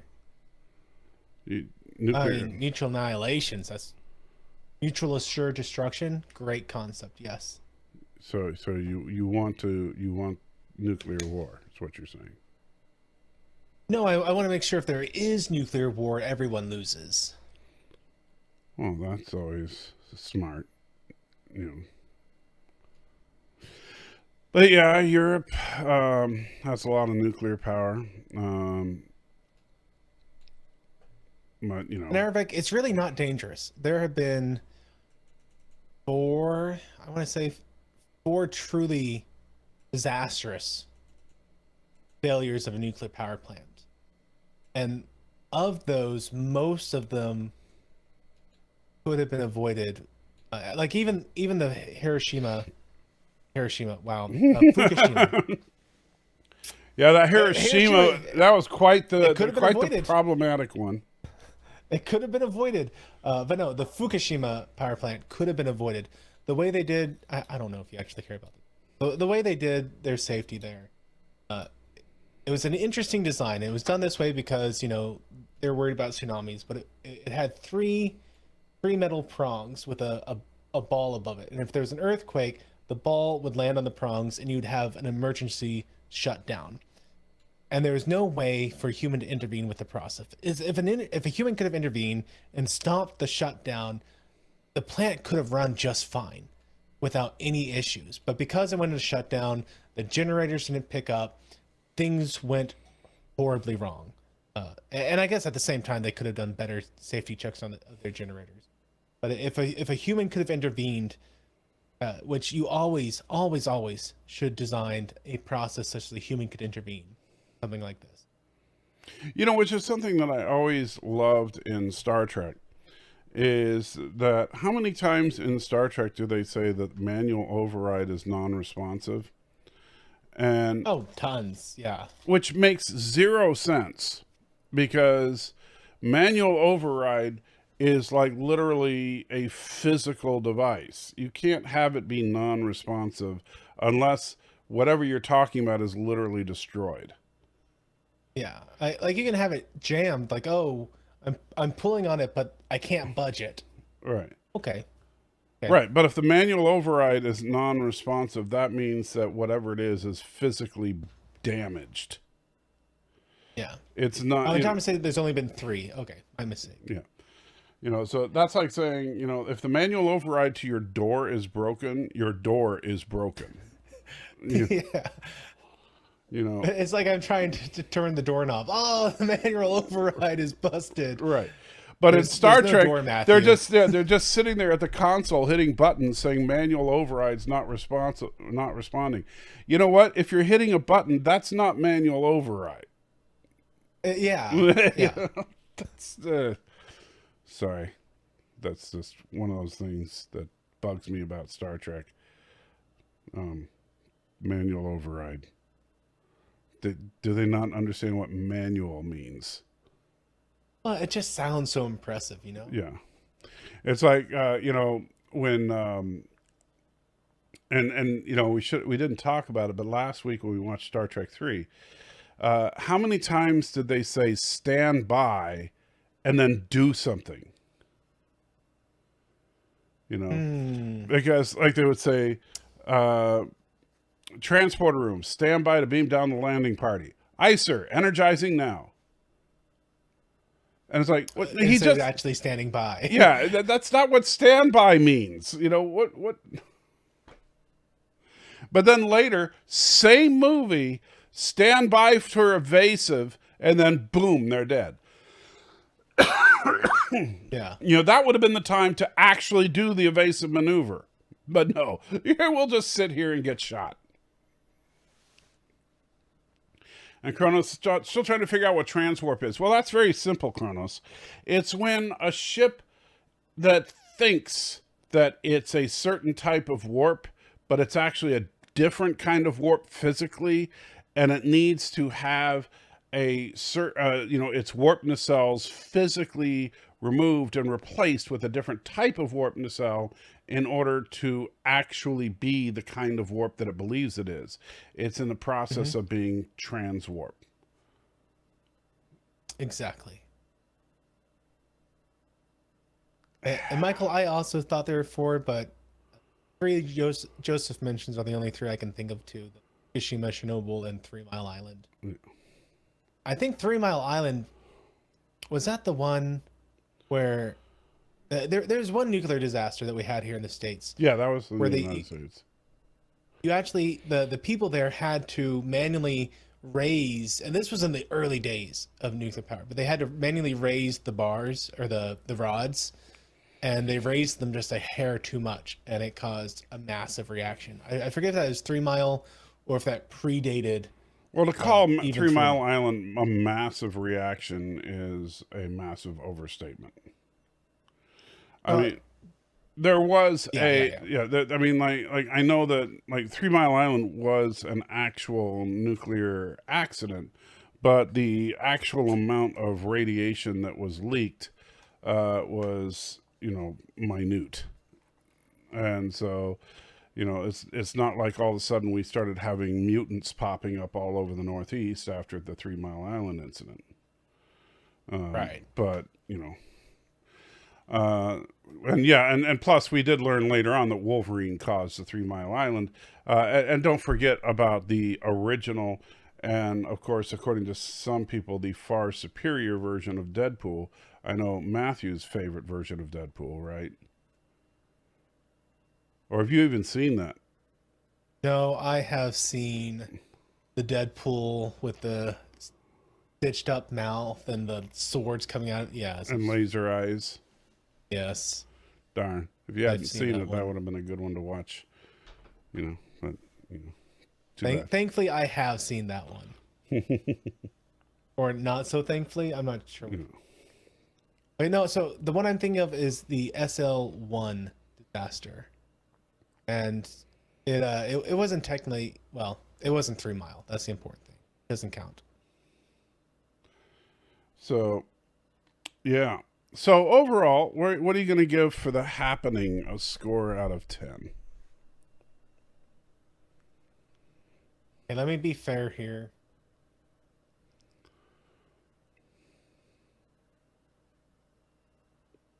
It had good framing. It's good what? Framing? Yeah, like the shots they did with the camera were good. Okay. That's it. That's all I can say for it. I guess they did good enough with their audio. I mean, when your movie is about nothing and your audio is nothing, I guess you nailed it. No, it was about The Happening. Nothing happened in The Happening. What are you talking about? The plants attacked. I would give it a 2 out of 10 if I was feeling generous, and a 1 out of 10 if I was feeling a little surly. And right now I feel surly, so 1 out of 10. 1 out of 10. I'll give it a 2 out of 10. Actually, you know what? I'm gonna be a little more generous. I'm gonna give it a 3 out of 10, just because I think that there are not the whole movie, of course, but there are parts of the movie that are so hilariously bad that they are entertaining to me. Like Mr. Hot Dogs. I love Mr. Hot Dogs. He's just so random and off and just like, I just love hot dogs, don't you? I mean, it's like, what is with this guy? I mean, did M. Night seriously just find this homeless guy on the street and say, hey, you want to be a scientist? Say something cool about plants. Did you know trees could talk to bushes? The hot dog guy's wife. He's like, did you get the hot dog? She holds it up, and then she kind of gives this, like, I apologize for my husband kind of expression. I feel like Amy does that a lot. That I believe. I believe that more than anything else that you've ever said to me ever. That Amy, right? Amy is the hot dog guy's wife. There you go. That's why you hate this movie so much, is that you realize in 20 years, you are the hot dog guy. Yeah, I'm over here like, Star Trek V was the best of all the movies, and Amy's like, I don't know what to do with them either, guys. Yeah, holding up your autographed DVD of Star Trek V. Yes. And it's like, you see William Shatner's autograph. Yeah, I don't know why you like this.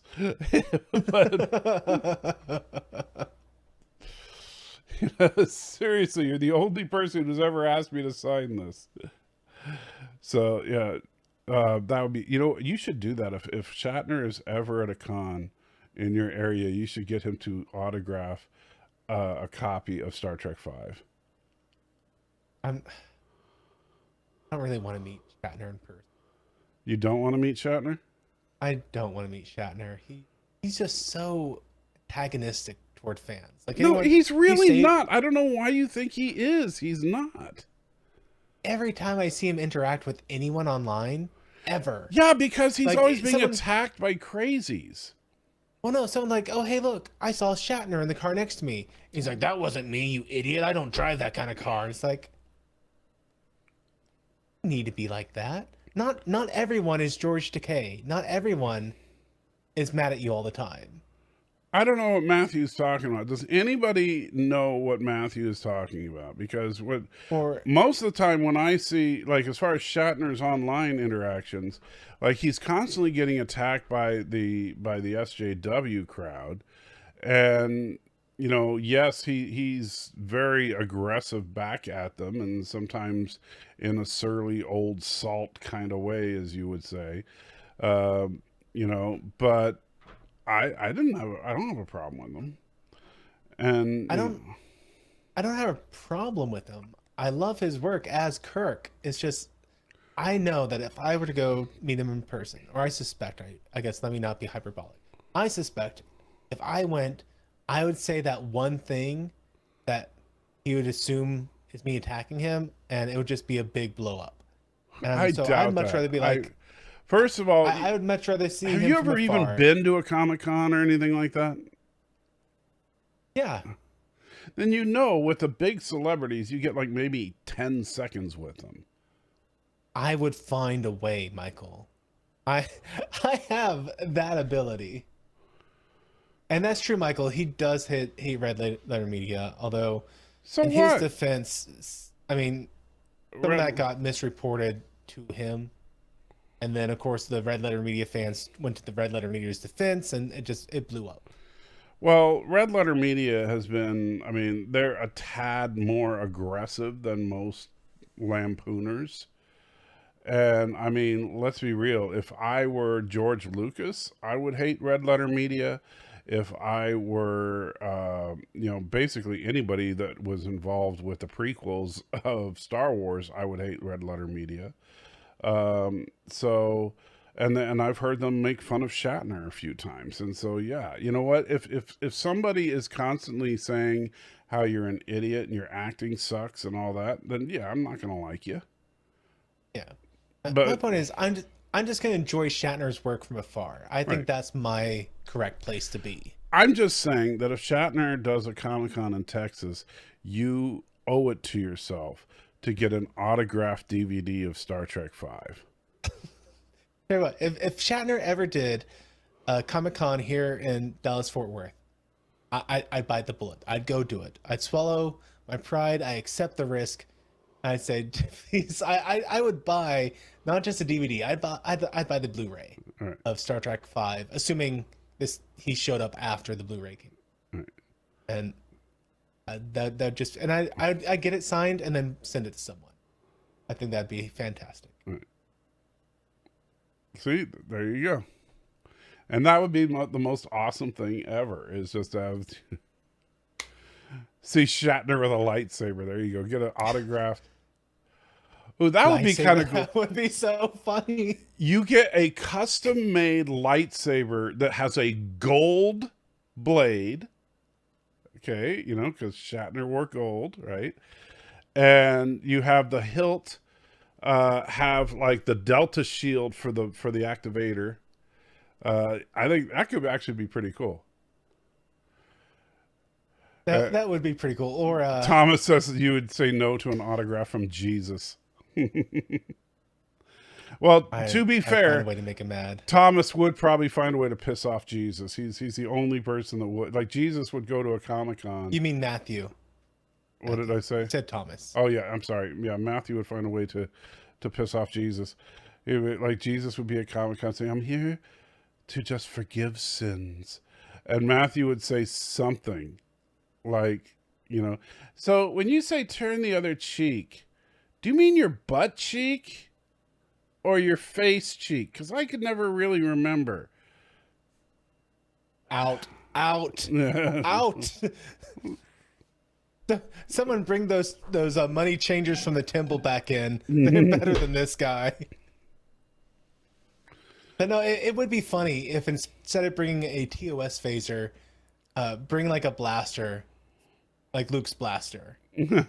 I think that. I found this cool phaser. Will you sign it? Exactly. Man. That would be great. Although that would probably piss him off if you did that. But do you think it would piss him off, or do you think he'd be like, I don't even care? you know what? I think that would probably piss him off if you were actually trying to troll him like that, to say, "Oh, hey, I found this cool phaser. Would you sign it?" And it's obviously a blaster, because it's, you know, come on. But I do think that if you got him to sign a copy of Star Trek Five, that'd be awesome. It is the only movie he directed.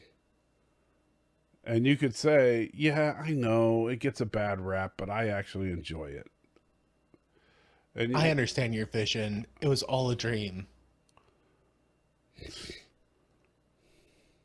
Yeah, I would say I loved your Galaxy Quest. That would trigger him, I think. Oh, man. Yeah, like I said, even though it's only 10 seconds, I would find a way. I have a personality like that. I'd take the risk, guys. I would take the risk. Is it true that you and George Takei used to date? What horse is George talking about? The horse you rode in on? I don't get it. Oh, man. I could see you could. I'm sure you could say some things that would definitely piss him off. But still, to get that autographed copy of Star Trek V, how awesome would that be?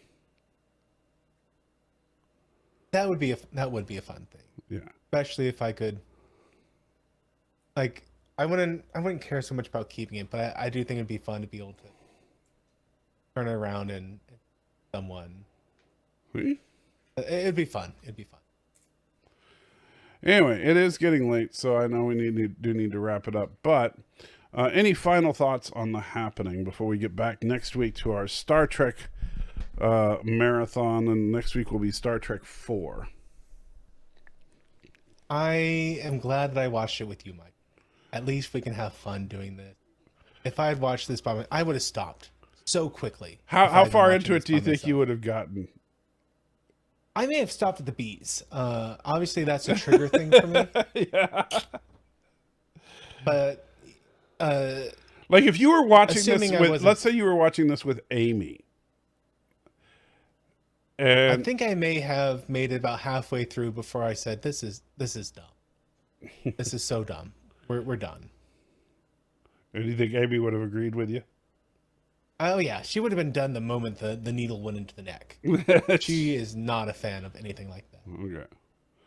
But you know what? I'm glad if I'm gonna watch it, I'm glad I watch it with you because it's fun to bring on. It was this one pushed me to my limit. I figured that this one was definitely one that was going to, test your sensibilities there. Oh, very nice. And Thomas, he's got an autographed picture of the Shat there. I have a copy of the comic book Passage to Moreau, the autograph by Shatner, and also an 8x10 glossy similar to that one, autographed by him. But yeah. Oh, and you have James Doohan. I'm jealous. I do not have James Doohan. That would have been cool. Would like to have, unfortunately, Leonard Nimoy was supposed to be at the con that I got Shatner at, but he passed. So that didn't work out. Anyway, so with that though, so thank you guys for hanging out with us and watching one of the worst movies ever to grace recent cinematic.